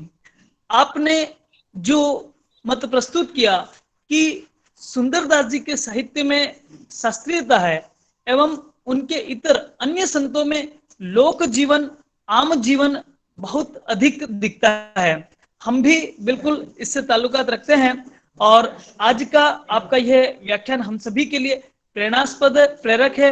मैं इस शुभ अवसर पे आपका बहुत बहुत आभार ज्ञापित करता हूं और निवेदन करूंगा कि हमारे विभाग को आपकी प्रत्यक्ष उपस्थिति भी प्राप्त हो ताकि हम और आपका लाभ ले सके। बहुत बहुत धन्यवाद, आभार, शुक्रिया। बहुत बहुत आभार सर। आपसे निवेदन है सर कि इस आपका सानिध्य हमें पूरे सत्र पर्यंत मिलेगा, चूंकि समापन सत्र है और कुछ काम है भाई, थोड़ा सा। विभाग की प्रतिनिधि डॉक्टर पूजा रावल मैडम हमसे जुड़ चुकी हैं। इस कार्यक्रम को और आगे बढ़ाते हुए मैं और जो संभागी जो रहे हैं उनसे मैं गुजारिश करता हूं कि वे इस 6 दिवसीय ज्ञान गंगा की यात्रा में उन्हें जो अनुभव हुआ और वे हमसे साझा करें, शेयर करें। इसके बहाने, इसके माध्यम से हम लोग खासतौर से आयोजन समिति, विभाग, आगे यदि कोई कार्यक्रम होता है तो उसमें और सुधार करने की संभावना, गुंजाइश बनी रहेगी। प्रतिभागियों की प्रतिपुष्टि और फीडबैक के लिए मैं सबसे पहले आमंत्रित करता हूं, अलवर से हमारे बीच में है डॉक्टर रूपा सिंह मैडम। आप आए और अपना अनुभव साझा करें। डॉक्टर रूपा सिंह जी, नमस्कार सर। नमस्कार जी, अनिल जी नमस्कार। नमस्कार। नमस्कार। कैसे हैं सर?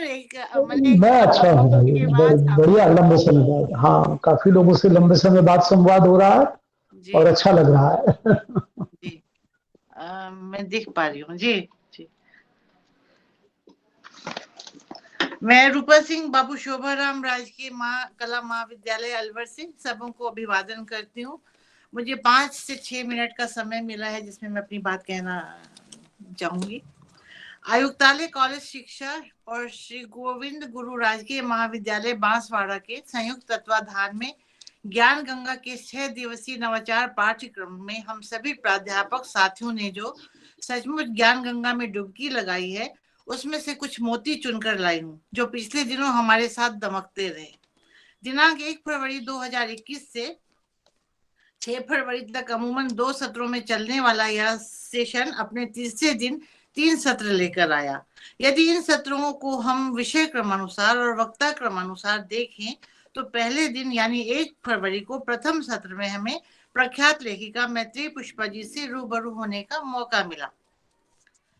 इसमें उन्होंने स्त्री विमर्श अनुभव से अभिव्यक्ति तक पर एक अनुभव सिद्ध व्याख्यान दिया, जिसमें स्त्री विमर्श पश्चिम से आई विचारधारा है कथन को मिथ्या करार देते हुए उन्होंने भारत में मीरा और महादेवी से इसकी शुरुआत मानी और प्रत्येक अवसरों पर गाए जाने वाले लोक गीतों में स्त्रियों की अस्मिता की ठोस अभिव्यक्ति पर अपना व्याख्यान केंद्रित किया। वहीं दूसरे सत्र में राजस्थान विद्यापीठ उदयपुर के प्रोफेसर मलय पानेरी ने भूमंडलीकरण एवं युगीन कथा साहित्य पर बोलते हुए 19वीं शताब्दी की महत्वपूर्ण घटनाओं में मार्क्स गांधी के उदय के साथ भूमंडलीकरण की स्थितियों और साहित्य पर उनके प्रभाव की विस्तार से चर्चा की। दूसरे दिन 2 फरवरी को पहले सत्र में गंगा साहेब मीणा जी जो जेएनयू में पढ़ाते हैं, उन्होंने आदिवासी विमर्श चिंतन एवं अभिव्यक्ति पर अपना व्याख्यान केंद्रित करते हुए मौखिक इतिहास और पुरखा साहित्य की महत्व को रेखांकित किया। जंगल जमीन के संरक्षण और आदिवासी जीवन की विडंबनाएं तथा उनकी भाषा की जीवंतता एक अलग विमर्श की मांग करती है। यह एक जीवंत सत्र था जिसकी जीवंतता दूसरे सत्र में भी श्री पल्लव नंदवाना ने बरकरार रखी और इस तथ्य को प्रमाणित किया कि सत्य हमेशा संतुष्ट नहीं करता, वह हमारे सामने कई सवाल भी पैदा करता है। हिंदी साहित्यिक पत्रकारिता का एक विस्तृत इतिहास बताते हुए उन्होंने पत्रकारिता के सामने वर्तमान चुनौती और लघु पत्रिकाओं के बाजारी संकट के साथ साथ हमारी हिंदी बिरादरी में निरंतर बंद होती जाती पत्रिकाओं के अस्तित्व के खतरों पर बात की। अब चूंकि तीसरा दिन था, इसलिए संयोजकों के मन में आया होगा कि आज 3 सत्र कर लेते हैं। तो पहला सत्र मध्य प्रदेश भोपाल से निराला सृजन पीठ के निदेशक प्रोफेसर श्रीराम परिहार ने संस्कृति एवं साहित्य पर अपना शास्त्रीय वक्तव्य प्रस्तुत किया, जिसमें उन्होंने सह अस्तित्व और वसुधैव कुटुंबकम की भारतीय अवधारणा को विशेष भावभूमि प्रदान करते हुए संस्कृति के संघर्ष को शुक्ल जी का विरुद्धों का सामंजस्य शब्द दिया। कण कण में राम है और भारत मूल्यों का देश है। नवीनीकरण तो हो लेकिन उनका क्षरण ना हो, इस बात को विशेष बल देकर कहा। दूसरा सत्र हेतु भारद्वाज जी का रहा, जिसमें उन्होंने स्वातंत्र्योत्तर हिंदी कविता विचार एवं अभिव्यक्ति पर बात करते हुए कहा कि हमने आत्मालोचन करने की आदत छोड़ दी है और पुरानी चीजों के प्रति मोहाविष्ट हो गए हैं। अधिक नॉस्टैल्जिक होकर सोचने से नहीं होगा, बल्कि धूमिल, मुक्तिबोध, जगूरी, रघुवीर सहाय, ऋतुराज, विजेंद्र, अरुण कमल कवियों की तरह देश के वर्तमान को भी अपना विषय बनाना होगा। कविता के नए व्याकरण गढ़ने होंगे और देशज भाषा को भी ध्यान में रखना होगा। और कविता, बीजक, गजलों की परंपरा के बारे में उन्होंने गहराई से बात की। इस व्याख्यान की एक रिक्ति की ओर एक प्रश्नकर्ता ने ध्यान आकर्षित किया कि कई प्रमुख स्त्री स्वर भी सशक्त रूप से कविता लिख रही हैं। आदिवासी और दलित साहित्य में भी कई कविताएं और सशक्त कवि हैं, जिसका उल्लेख भी होना चाहिए था। उन्होंने बड़ी उदारता से इस कवि को स्वीकार किया और इस तरह हम देखते हैं कि इस पूरे सेशन में 6 दिवसीय कार्यक्रम में असहमति के स्वरों को भी सहर्ष स्थान दिया गया। तीसरे सत्र में मोहनलाल सुखाड़िया विश्वविद्यालय के नवीन नंदवाना जी ने हिंदी की विकास यात्रा के इतिहास के साथ नई चाल में ढली हिंदी की उपयोगिता के बारे में विस्तार से बताया। जिस प्रकार बाजार, विज्ञापन, ई वर्ल्ड, ट्विटर, ब्लॉग और फिल्मों में हिंदी जिस वैश्विक डिमांड को लेकर आई है, उस पर उन्होंने सुंदर ढंग से विचार किया। चौथा दिन सत्र का विशेष दिन रहा, क्योंकि 2 पुराने विषयों पर बहुत ही नए ढंग से बातें हुई। पहला सत्र प्रोफेसर विजय बहादुर सिंह जी, बड़े समीक्षक और लेखक भोपाल से, ने छायावाद, अनुभूति एवं विचारना पर नए ढंग से विचार करते हुए मुक्ति बोध के शब्द ज्ञानात्मक संवेदना को संवेदनात्मक अनुभूति शब्द से नवाजते हुए छायावाद को असीमित संवेदनाओं के अपरिमित संभावना क्षेत्र से जोड़ते हुए महान सृजनात्मक युग घोषित किया और पंत, निराला, प्रसाद को महाकाव्यात्मक विराट भव्यता का की महाकाव्यात्मक विराट भव्यता का उल्लेख किया। उसी प्रकार दूसरे सत्र में प्रोफेसर नवनीत चौहान जी ने, जो सरदार पटेल विश्वविद्यालय में प्रोफेसर है, ने परिवेशीय संवेदना और हिंदी नाटक पर सूक्ष्मता से विचार किया और नाटक लेखन, नाट्य प्रस्तुति करने से भाव संप्रेषण और डायलॉग्स की अदायगी तक को सपेरे के बीन की आकृति के साथ समझाने की चेष्टा की। 5वें दिन अर्थात 5 तारीख को जो सत्र हुए उनमें माधव हांडा जी विख्यात प्रोफेसर मोहनलाल सुखाड़िया विश्वविद्यालय ने प्रतिरोध प्रतीक मीरा के समाज परिवेश का ऐतिहासिक पर्यवेक्षण प्रस्तुत किया और मीरा के कैनोनाइजेशन के प्रति नए दृष्टिकोण से विचार करने की प्रेरणा दी।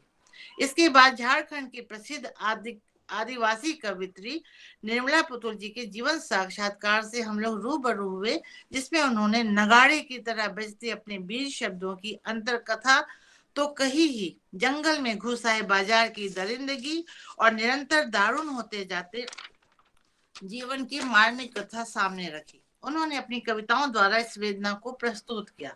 6ठा दिन यानी 6 तारीख आज भी 2 सत्र हुए। प्रोफेसर शैलेंद्र शर्मा जो हिंदी विभाग विक्रम विश्वविद्यालय उज्जैन के प्रोफेसर और प्रकांड विद्वान हैं, जिनके अनुसार कलाएं आत्मा की संस्कृति है, उन्होंने राजस्थानी और मालवी लोक संस्कृति का तुलनात्मक अध्ययन प्रस्तुत किया। यह अध्ययन न केवल भाषा वैज्ञानिक था, बल्कि सहज बोलचाल में व्यवहृत होने वाले शब्दों की विशेष संरचना पर हमारे संपूर्ण वांग्मय के असर को प्रतिपादित करने वाला था। दूसरे सत्र में प्रोफेसर अनिल जैन राजस्थान विश्वविद्यालय जयपुर ने मध्यकालीन काव्य अध्ययन की नई दिशाओं में आंदोलन और धर्म की पृष्ठभूमि पर आधारित मध्यकालीन काव्य को नानक, दादू, कबीर की घुमकड़ी यात्राओं और भाषा की विविधताएं सधुकड़ी से जोड़ते हुए नामदेव की क्रांतिकारिता से जोड़ दिया। वर्तमान दौर की संकीर्णता और कट्टरता रूपी मसलों को हल करने के लिए वे पुनः मध्यकाल की उन्मुक्त और क्रांतिकारी रचनाओं को फिर से परखने का आग्रह करते हैं। इस प्रकार इन 6 दिनों में हमने अलग अलग स्थानों के अलग अलग प्रसिद्ध ज्ञानियों मनीषियों की ज्ञान गंगा में डुबकी लगाई और कोरोना की तमाम मलिनताओं और रिक्ति के इस दौर में हमने जिसने पारस्परिक सहभागिता के साथ जिस ज्ञानात्मक ऊर्जा का अनुभव किया, उसके लिए बांसवाड़ा के इस महाविद्यालय के प्राचार्य जी, आयोजक मनोज पंड्या जी और सभी तकनीकी कर्मचारियों का भी धन्यवाद अर्पित करती हूँ। ऐसे प्रयास होते रहने चाहिए, हमें निरंतर प्रकाश की ओर बढ़ने का अवसर मिले। तमसो मां ज्योतिर्गम्य। कुंवर नारायण जी की इस पंक्ति से मैं अपना वक्तव्य समाप्त करती हूँ। उस पार है उम्मीदों और उजास की एक पूरी दुनिया, उस पार है उम्मीदों और उजास की एक पूरी दुनिया, अंधेरा तो सिर्फ देहरी पर। धन्यवाद। जय हिंद, जय भारत। धन्यवाद। धन्यवाद रूपा जी। जी इस आयोजन में विभागीय प्रतिनिधि रूप में डॉक्टर पूजा रावल मैडम, आपका हार्दिक स्वागत और अभिनंदन है। धन्यवाद सर। अब दूसरे प्रतिभागी के रूप में आमंत्रित करता हूं, अजमेर से हमारे बीच में है डॉक्टर उर्मिला पारीक मैडम। वे आए और अपने अनुभव साझा करें। उर्मिला पारीक मैडम।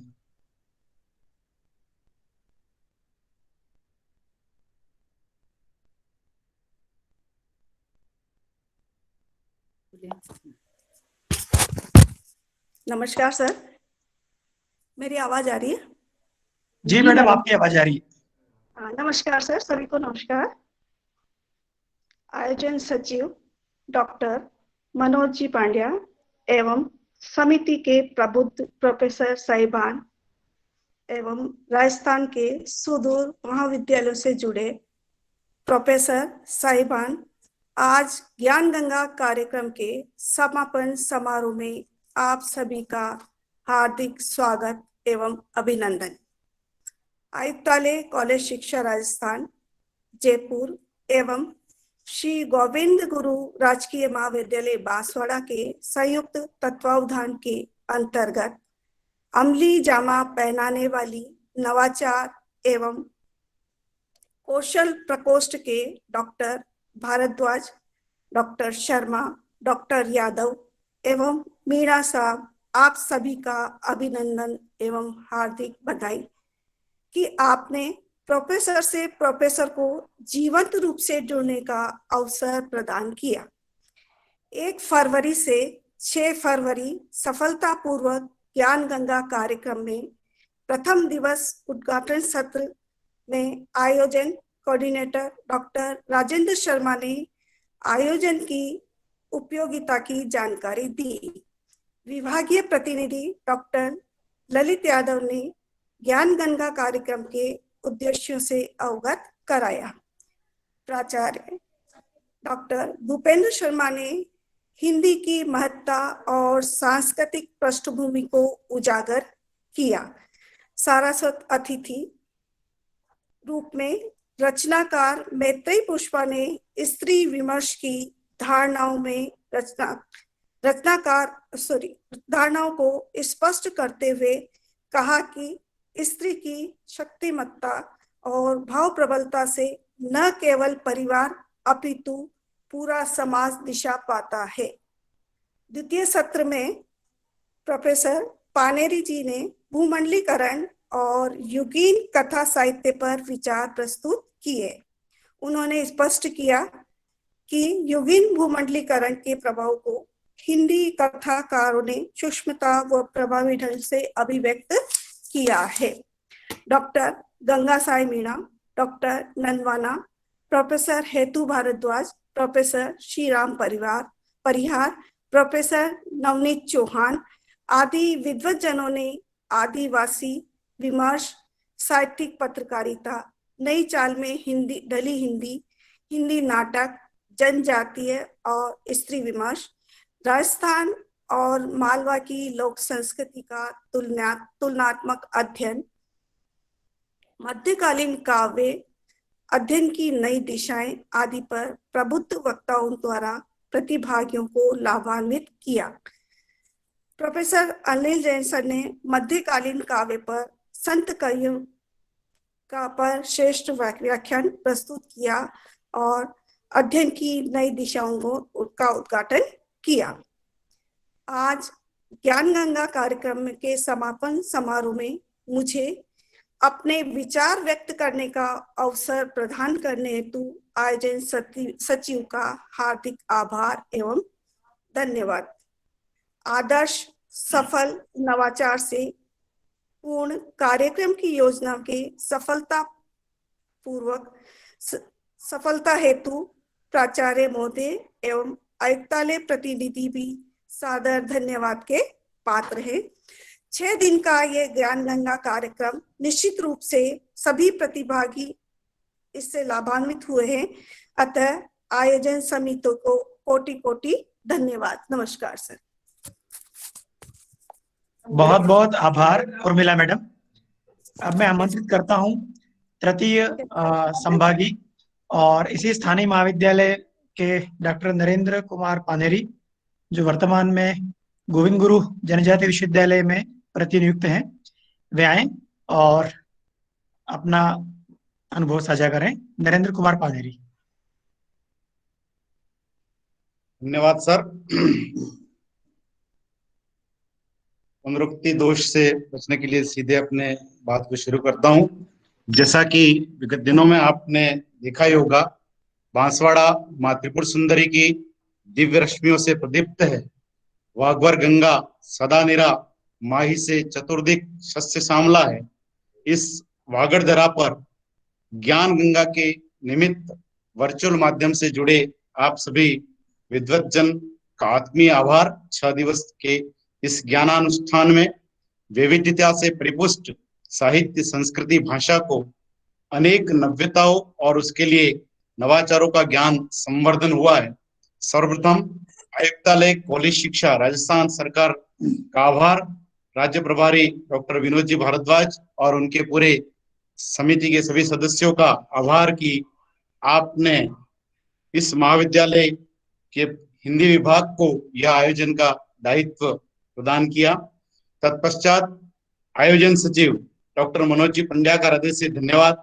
6 दिवस में जैसा कि हम सभी अभी सुन रहे थे, विद्वज्जनों की एक लंबी फहरिस्त के माध्यम से हिंदी साहित्य के अनेक उज्जवल पक्ष और नवीन दिशाबोध आपके माध्यम से हमें प्राप्त हुए हैं। कहा भी जाता है कि योजिका तत्र दुर्लभम, आप एक योजक के रूप में हमारे बीच में रहे और अनेक मूर्धन्य चिंतकों, अध्येताओं, रचनाकारों और विमर्शकारों का पाथेय प्रदान करवाया। 6 दिनों के ज्ञान गंगा के आयोजन के लिए यदि कहा जाए तो उसके फैजान करम की बात ही कुछ और है। मुझको कतरे की तलब थी और उसने पूरा दरिया दे दिया। विद्वज्जनों के माध्यम से बहुत कुछ हमें यहाँ, मैं कुछ बातें हमारे जो विद्वज्जन थे उनकी आपके बीच में शेयर करना चाहूंगा। जैसा कि हम सभी जानते हैं कि उद्घाटन सत्र में स्त्री विमर्श पर चर्चा हुई और एक नया उज्जवल पक्ष हमें ज्ञात हुआ कि स्त्री विमर्श स्त्री की व्यथा कथा नहीं कहती है। स्त्री विमर्श समाज और परिवार की जो आचार विचार व्यवहार है उसकी अभिव्यंजना है। मैत्रेयी पुष्पा के माध्यम से हमें यह ज्ञात हुआ कि ग्रामीण जीवन में दादी नानी की परिकथाओं में भी स्त्री विमर्श प्राप्त था, लेकिन उस संवेदना के उस स्तर तक हमें पहुंचना था। इसी द्वितीय सत्र में मलय जी ने भूमंडलीकरण, ग्लोबलाइजेशन के माध्यम से साहित्य में जो विकास हुआ है और खास करके कथा साहित्य में जो नवीन तथ्य प्राप्त हुए हैं वह बहुत ही सुंदर अभिव्यंजना थी। गंगा साहेब मीणा की अभिव्यंजना में एक नवीन शब्द हिंदी साहित्य की जो आलोचना अवधारणा है उसमें प्राप्त हुआ। अमूमन हम लोक साहित्य, लोक संस्कृति तक ही थे, लेकिन आदिवासी विमर्श और आदिवासी साहित्य के लिए जो पुरखा साहित्य की अवधारणा गंगा साहेब मीणा ने हमारे सामने रखी है, निश्चित रूप से वह बहुत ही बेहतरीन है और आदिवासी विमर्श और साहित्य के अध्येताओं के लिए एक नवीन दिशाबोध का पथ प्रशस्त करेगी।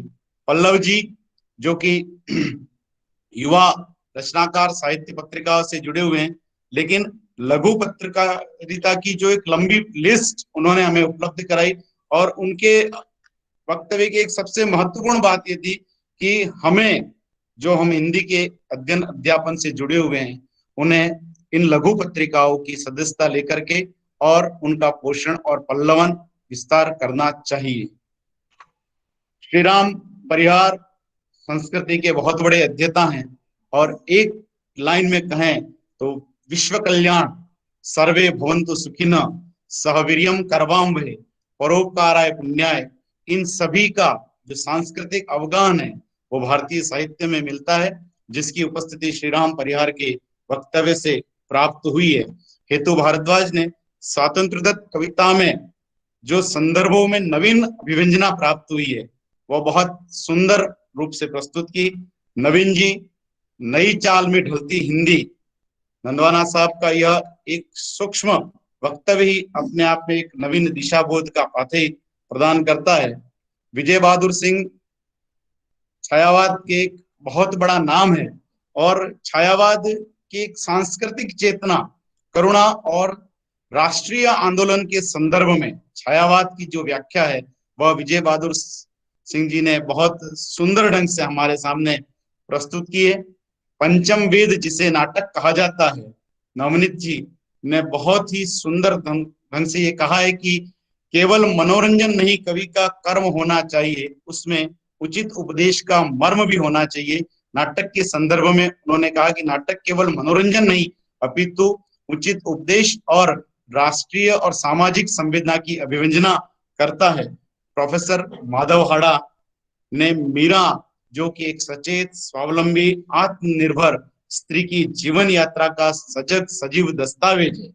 आपने मीरा को सांचों खांचों में न बांट करके मीरा को समग्रतः अध्ययन करने की दृष्टि से कहा है कि मीरा न तो निर्गुण और न ही सगुण, मीरा अपने आप में एक अनुभूति है, एक सामान्य अभिव्यंजना है और एक अमानुषिक जागतिक व्यवस्थाओं का विरोध है। मीरा की इस अभिव्यंजना माधवहाड़ा की बहुत ही सुंदर अभिव्यंजना रही। प्रोफेसर निर्मला पुतुल जिन्होंने कहा कि आह से उपजा होगा गान, एक जीवंत यथार्थ अनुभूति अग्नि के गर्भ में पला होगा, शब्द जो श्लोक में ढला होगा, ऐसी अभिव्यंजना जीवन के कठोर यथार्थ और शोषण के अनुभूत सच का दर्पण निर्मला पुतुल मैडम से प्राप्त हुआ है। आज के दोनों ही सत्रों में हमने देखा कि प्रोफेसर शैलेंद्र जी शर्मा, राजस्थान और मालवा की लोक संस्कृति की अंतरधारा की समरूपता, समानता, सजीवता, एक दूसरे के प्रति पारस्परिकता उन्होंने बेहतरीन ढंग से कही है। और अनिल जी जैन साहब, मध्यकालीन काव्य के अध्ययन पर आपका एकाधिकार आपके अभिव्यक्ति से हमें प्राप्त हुआ है। मध्यकालीन काव्य पे जो भी नई दिशा है वह आपके अभिव्यंजन से प्राप्त हुई है।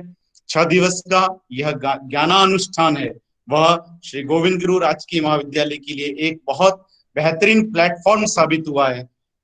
मैं भी इसी विभाग का सदस्य होने के नाते निश्चित रूप से गौरव का अनुभव कर रहा हूं कि आयुक्तालय ने एक ऐसा सुंदर महाविद्यालय को प्रदान किया।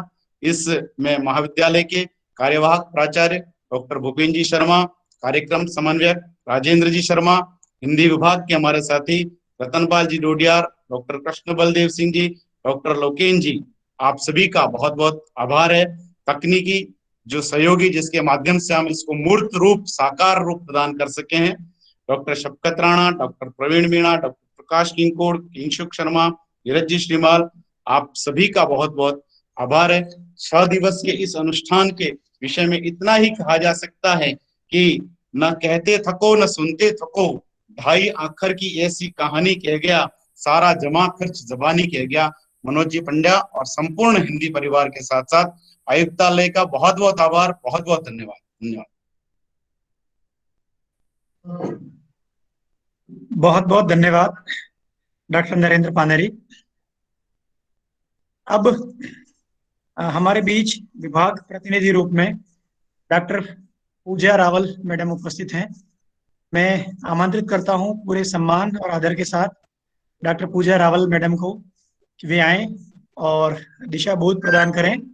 डॉक्टर पूजा रावल मैडम। धन्यवाद आप सभी को।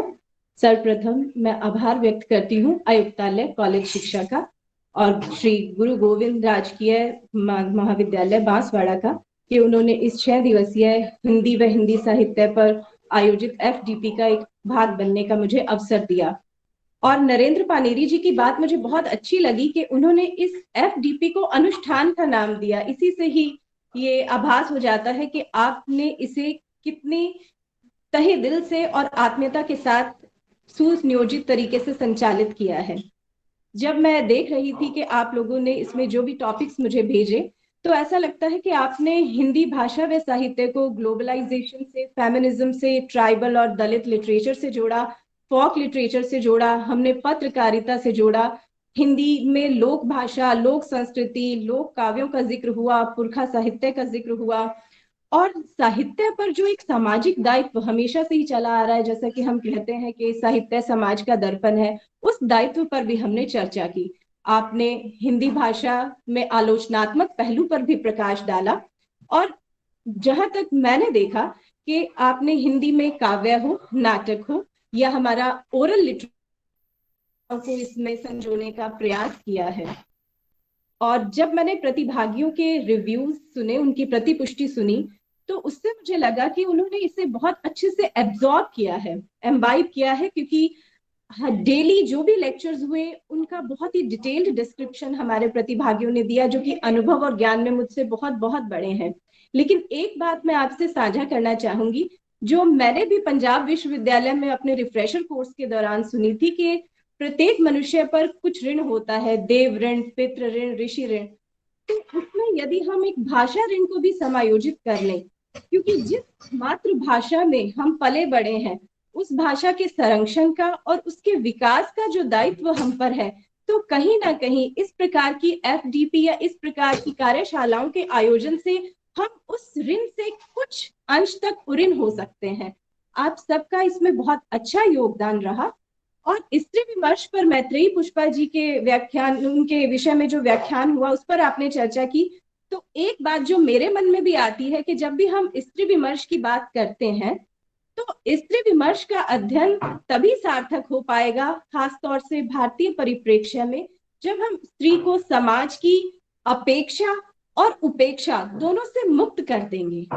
आप सभी का पुनः आभार और महाविद्यालय में जो इसका इतने सुनियोजित तरीके से संचालन किया है उसके लिए बहुत बहुत उन्हें धन्यवाद देती हूँ। और प्रतिभागियों के यदि कोई सुझाव हो तो वो खुले मन से आमंत्रित है ताकि मैं उन्हें आयुक्तालय परिवार तक पहुंचा सकूं। तो कोई भी प्रतिभागी जो किसी भी प्रकार का सुझाव देना चाहे, कृपया आप बातचीत कर सकते हैं उस पर।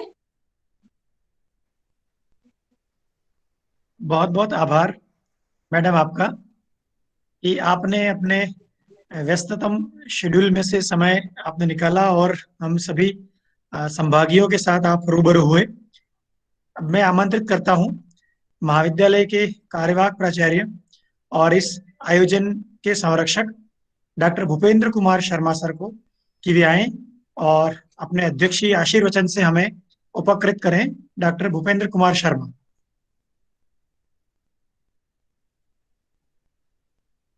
सर, आयुक्तालय कॉलेज शिक्षा राजस्थान सरकार जयपुर और श्री गोविंद गुरु राजकीय महाविद्यालय बांसवाड़ा के हिंदी विभाग के संयुक्त तत्वावधान में जो ज्ञान गंगा कार्यक्रम आयोजित किया जा रहा है, उसके राज्य समन्वयक डॉक्टर विनोद जी भारद्वाज, हमारे आयुक्तालय की प्रतिनिधि डॉक्टर पूजा रावल, कार्यक्रम के जो आयोजन सचिव हैं डॉक्टर मनोज कुमार पंड्या, आयोजन सह सचिव डॉक्टर रतनपाल जी ढोडिया, उसके अलावा जितने भी अपरोक्ष रूप से महाविद्यालय के जो साथी लोग हैं जो सहयोग दे रहे हैं, विशेषकर से तकनीकी सहयोग देने के लिए डॉक्टर शफकत राणा और उनकी टीम का मिला जुला प्रयास आज लगभग पूर्णाहुति की ओर अग्रसर है। पिछले 6 दिनों में 1 तारीख से 6 फरवरी तक लगभग 13 तकनीकी सत्रों में हमने मैत्रेयी पुष्पा जी से आरंभ किया था। उसके बाद क्रमशः डॉक्टर मलय पानेरी जी, गंगा साय जी मीणा, उसके बाद डॉक्टर पल्लव, डॉक्टर श्रीराम परिहार, डॉक्टर हेतु भारद्वाज, नवीन नंदवाना जी, प्रोफेसर विजय बहादुर सिंह, नवनीत जी चौहान, प्रोफेसर माधव हाड़ा, निर्मला पुतुल जी, शैलेंद्र जी शर्मा और अनिल जैन। इन सभी विद्वजनों को आपने पिछले 6 दिनों में अलग अलग सत्रों में सुना और जैसा कि अभी मैं इस मीटिंग से जुड़ा हुआ था, जो प्रतिभागियों ने अपने 6 दिन के जो अनुभव साझा किए, उसके अनुसार मैं ये कह सकता हूं कि मैं उस रूप में तो आपके सामने, चूंकि हिंदी भाषा में जिस तरह से बोला जाता है, बोला गया है, मैं उस हिसाब से अपने आप को अक्षम पाता हूं, क्योंकि उतना शब्दों का कमांड मेरा नहीं है।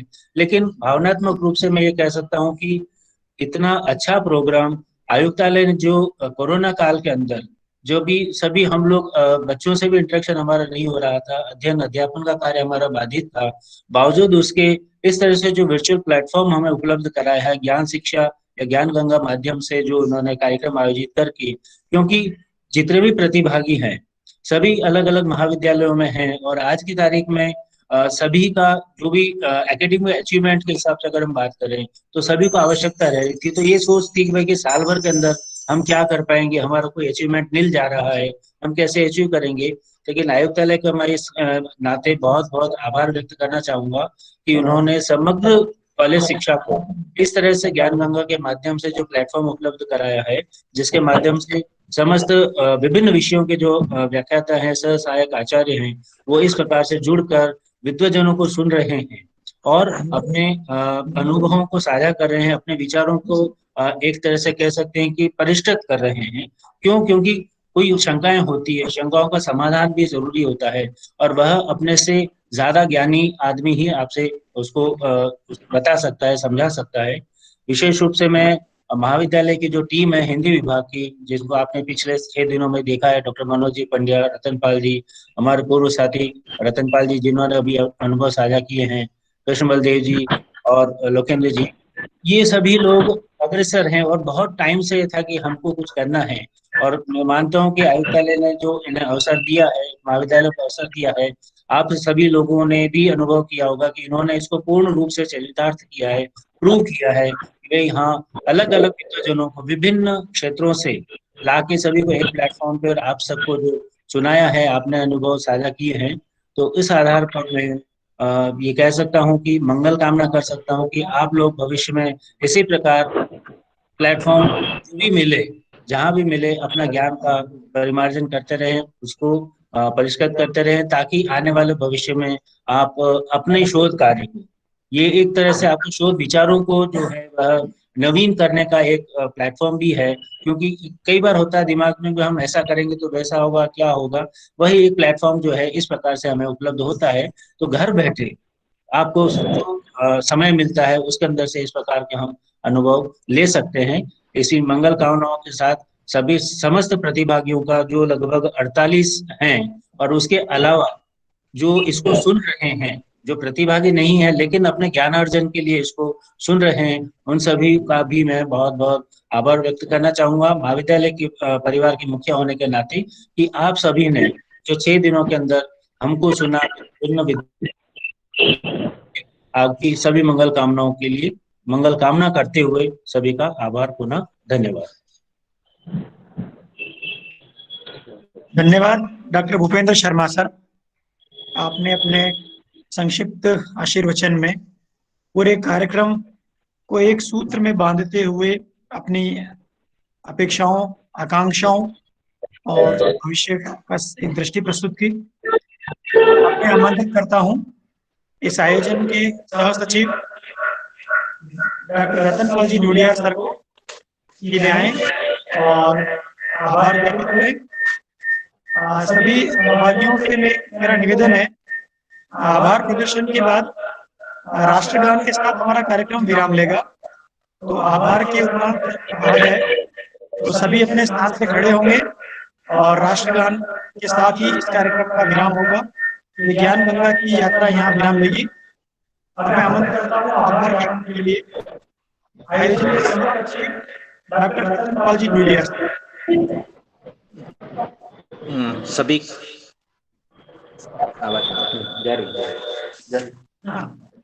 सभी को मेरा नमस्कार। आयुक्तालय कॉलेज शिक्षा राजस्थान जयपुर एवं श्री गोविंद गुरु राजकीय महाविद्यालय बांसवाड़ा के संयुक्त तत्वावधान में यह 6 दिवसीय ज्ञान गंगा का जो कार्यक्रम आज पूर्ण होने जा रहा है, इस कार्यक्रम के सफल रूप से आज समाप्ति की ओर बढ़ते हुए मुझे बड़ा हर्ष हो रहा है। और इस हर्ष के क्षणों में मैं सबसे पहले आभार व्यक्त करना चाहूंगा हमारे आयुक्त महोदय का, कि जिनके मार्गदर्शन में, जिनके निर्देशों के अनुसार इस ज्ञान गंगा आयोजन को हमें अवसर प्राप्त हुआ और हमने यहाँ संपन्न कराने का एक प्रयास किया। साथ ही मैं आभार व्यक्त करता हूँ अतिरिक्त आयुक्त महोदय BS गोयल साहब का, और आयुक्तालय में ही राज्य समन्वयक एवं प्रभारी ज्ञान गंगा के डॉक्टर विनोद कुमार भारद्वाज साहब का, कि आपने समय समय पर हमें मार्गदर्शन दिया इस ज्ञान गंगा कार्यक्रम में। और हमारे बीच में आयुक्तालय से ही डॉक्टर ललिता यादव ने हमारा मार्गदर्शन किया, हमारा उनसे साक्षात्कार हुआ।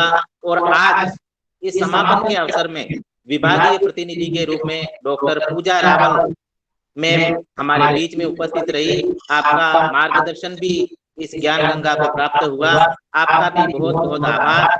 लेकिन इस ज्ञान गंगा की जो धुरी जिसको हम कहते हैं, जो हमारे इस 6 दिवसीय कार्यक्रम में कुल 13 विद्वानों ने अपनी ज्ञान से, अपने अनुभव से हमें लाभान्वित किया। मैं उन 13 महान विद्वान रचनाकारों का बहुत बहुत आभार प्रकट करता हूं, जिनके नाम मैत्री पुष्पा जी, प्रोफेसर मलय पानेरी जी, डॉक्टर गंगा सहाय मीणा साहब, डॉक्टर पल्लव, प्रोफेसर श्रीराम परिहार, प्रोफेसर हेतु भारद्वाज, डॉक्टर नवीन Nandwana, professor Vijay Bahadur Singh, professor Navneet Chauhan, professor Madhav हाडा, विदुषी निर्मला पुतुल, प्रोफेसर शैलेंद्र शर्मा और प्रोफेसर अनिल जी जैन। इनका हमें सानिध्य प्राप्त हुआ और इनके माध्यम से जो हमें ज्ञान प्राप्त हुआ वो केवल ज्ञान नहीं था, वास्तव में ज्ञान की एक गंगा प्रवाहित हो गई थी। और इन 6 दिनों में जिन लोगों ने लाभ ले लिया इस ज्ञान का, उन्हें वास्तव में हिंदी जगत में मोक्ष प्राप्त हुआ, या कह लीजिए कि उन सब ने उस ज्ञान का अपने जीवन में सबसे ज्यादा उपयोग अपने जीवन को सार्थक करने में और हिंदी जगत को सार्थक करने में करेंगे, ऐसा मेरा पूरा विश्वास है। उन सभी विद्वानों को बहुत बहुत आभार जिन्होंने समय दिया हमको, साथ ही जिनके लिए ये जो हमारे 48 संभागी जो निरंतर हमसे संपर्क में जुड़े रहे इस तकनीकी ज्ञान गंगा के माध्यम से, उन सभी महाविद्यालयों के सहायक और सह आचार्य जिनका बहुत बहुत आभार व्यक्त करता हूं। वो बहुत कम लेफ्ट हुए हैं, कभी हुए भी है तो तकनीकी कारणों से हुए होंगे, लेकिन सबने बड़े ध्यान पूर्वक सुना और उस ज्ञान को अपने तक अर्जित किया और उस ज्ञान का अब पल्लवन करेंगे, हिंदी जगत में विद्यार्थियों तक पहुंचाएंगे। उन सब का मैं आभार व्यक्त करता हूं। साथ ही जो कार्यक्रम यहाँ आयोजित हम कर रहे हैं, उस कार्यक्रम को आयोजित करवाने का जो हमें पूर्ण अधिकार दिया, पूर्ण स्वतंत्रता दी और हमें संरक्षण दिया हमारे महाविद्यालय के कार्यवाहक प्राचार्य डॉक्टर भूपेंद्र शर्मा साहब, कि आपके सहज व्यक्तित्व ने हमें ये काम करने के लिए प्रेरित किया और हम इस कार्य को करने में पूर्ण रूप से कह सकते हैं कि प्रयास करते हुए सफलता की ओर आगे बढ़ रहे हैं। आपका बहुत बहुत आभार। साथ ही इस ज्ञान गंगा कार्यक्रम महाविद्यालय में आयोजित करने के लिए जो आयोजन समिति बनी थी, आयोजन समिति के समन्वयक जो निरंतर हमारे साथ यहीं जुड़े रहे, वो हिंदी विषय के नहीं होने के बावजूद भी हमारे साथ जुड़े रहे, डॉक्टर राजेंद्र कुमार शर्मा साहब, आपका भी बहुत बहुत आभार। और इस समिति में हमारे वरिष्ठ संकाय सदस्य doctor Mahendra Prasad ji Salaria, doctor D Gupta साहब, ये हमारे साथ निरंतर यहाँ कंट्रोल रूम में जुड़े रहे, आप सबका बहुत बहुत आभार। साथ ही जो इस कार्यक्रम की मुख्य धुरी जिसको हम कह सकते हैं वो है आयोजन सचिव डॉक्टर मनोज कुमार पंड्या। इनकी तो जितना भी तारीफ की जाए कम है, इसलिए इनकी तारीफ ना करके और उनको आभार देना, क्योंकि ये तो हमारे गुरु हैं और उनके मार्गदर्शन में हमने निरंतर काम किया है। तो आपका भी मैं शाब्दिक रूप से बहुत बहुत आभार व्यक्त करता हूँ। आत्मिक दृष्टि से तो मेरे पास कोई इतना नहीं है कि मैं आपको अर्पण कर सकूं, लेकिन इसके साथ हमारे साथी जो हमारे साथ जुड़े रहे, अकादमिक समिति जिसको कहें या आयोजन समिति के साथ भी जुड़े रहे, डॉक्टर कृष्ण बलदेव जी राठौड़ साहब, बिल्कुल अपने कर्म में विश्वास करने वाले और निरंतर यहाँ पर तकनीकी कोई समस्या नहीं आ जाए, अकादमिक समस्या नहीं आ जाए, तो उसके लिए निरंतर यहाँ पर जुड़े रहे। इसी के साथ एक युवा हमारे साथी लोकेंद्र कुमार जो हमारे साथ कंधे से कंधा मिला करके इस कार्यक्रम को सफल बनाने के लिए जुड़े रहे, पूरी टीम को बहुत बहुत आभार मैं सह सचिव के नाते। साथ ही ये जो कार्यक्रम बिना व्यवधान के आगे बढ़ा और जिस तरह से आगे बढ़ता जा रहा है और सफलतापूर्वक तकनीकी दृष्टि से सफल रहा है ये, और जिसके लिए हमारे यहाँ प्रभारी रहे हैं तकनीकी समिति के डॉक्टर शफकत राणा साहब, जो मेरे बिल्कुल बगल में ही बैठे हुए हैं, आपका भी बहुत बहुत आभार। और आपकी पूरी टीम, प्रवीण कुमार मीणा जी, प्रकाश इंकोर साहब और किंशुक शर्मा, ये हमारे तकनीकी समिति के सदस्य रहे हैं, पूरी टीम रही, आप सबका बहुत बहुत आभार। और हमारे इस ज्ञान गंगा को सकारात्मक दृष्टि देते हुए यहाँ के मीडिया ने भी कवरेज किया है। मैं प्रत्यक्ष अप्रत्यक्ष मीडिया हमारे सामने नहीं है, लेकिन फिर भी उनका आभार व्यक्त करता हूँ कि उन्होंने इतना प्रमुख स्थान दिया इस ज्ञान गंगा को। तो संपूर्ण मीडिया को जिन्होंने कवरेज दिया, सबको बहुत बहुत धन्यवाद। और उन सभी को धन्यवाद जो इस महाविद्यालय में आयोजन में हमारे साथ में पूर्ण सहानुभूति के साथ आशीर्वाद देते हुए, मार्गदर्शन देते हुए इस कार्य को पूर्ण कराया। और आप सभी का पुनः पुनः, जिनका मैं नाम नहीं ले पाया हूं, उनको भी सबको धन्यवाद जिनका सहयोग रहा। आप सभी का एक बार पुनः धन्यवाद, आभार, जय हिंद। बहुत बढ़िया, धन्यवाद। अब मैं सभी संभागी साथियों से निवेदन करता हूं कि सभी अपने स्थान से खड़े हो जाएं और यहाँ से ही राष्ट्रगान होगा और राष्ट्रगान के साथ ही यह कार्यक्रम हमारा विराम लेगा।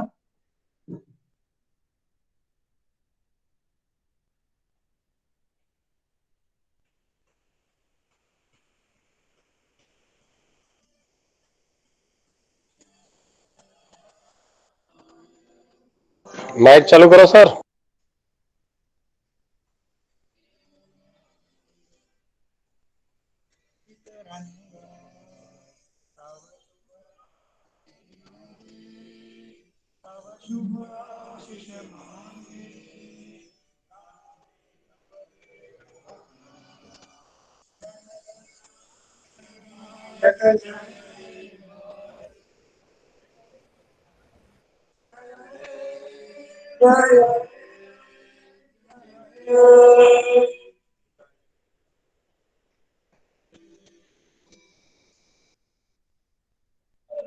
भारत माता की जय हिंद, जय भारत।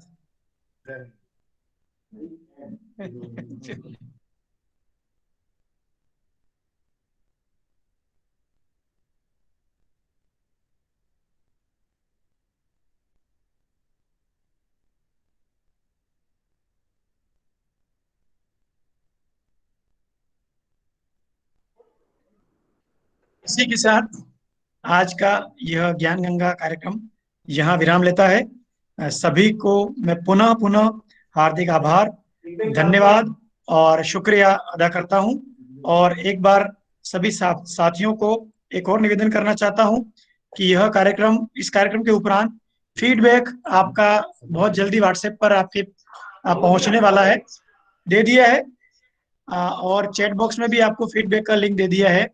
आप उसको अनिवार्य 3 बजे तक उसको फीड करें। और एक विशेष ध्यान ये दें कि चूंकि सभी हम ही लोग हिंदी के सहयात्री हैं, आप अपना नाम, अपना पदनाम और महाविद्यालय नाम आप हिंदी में ही लिखें, क्योंकि सर्टिफिकेट हिंदी में ही हमने आयुक्तालय को भिजवा रखा है अनुमोदन के लिए, और हमारी अपेक्षा भी है कि प्रमाण पत्र हिंदी में ही जनरेट हो।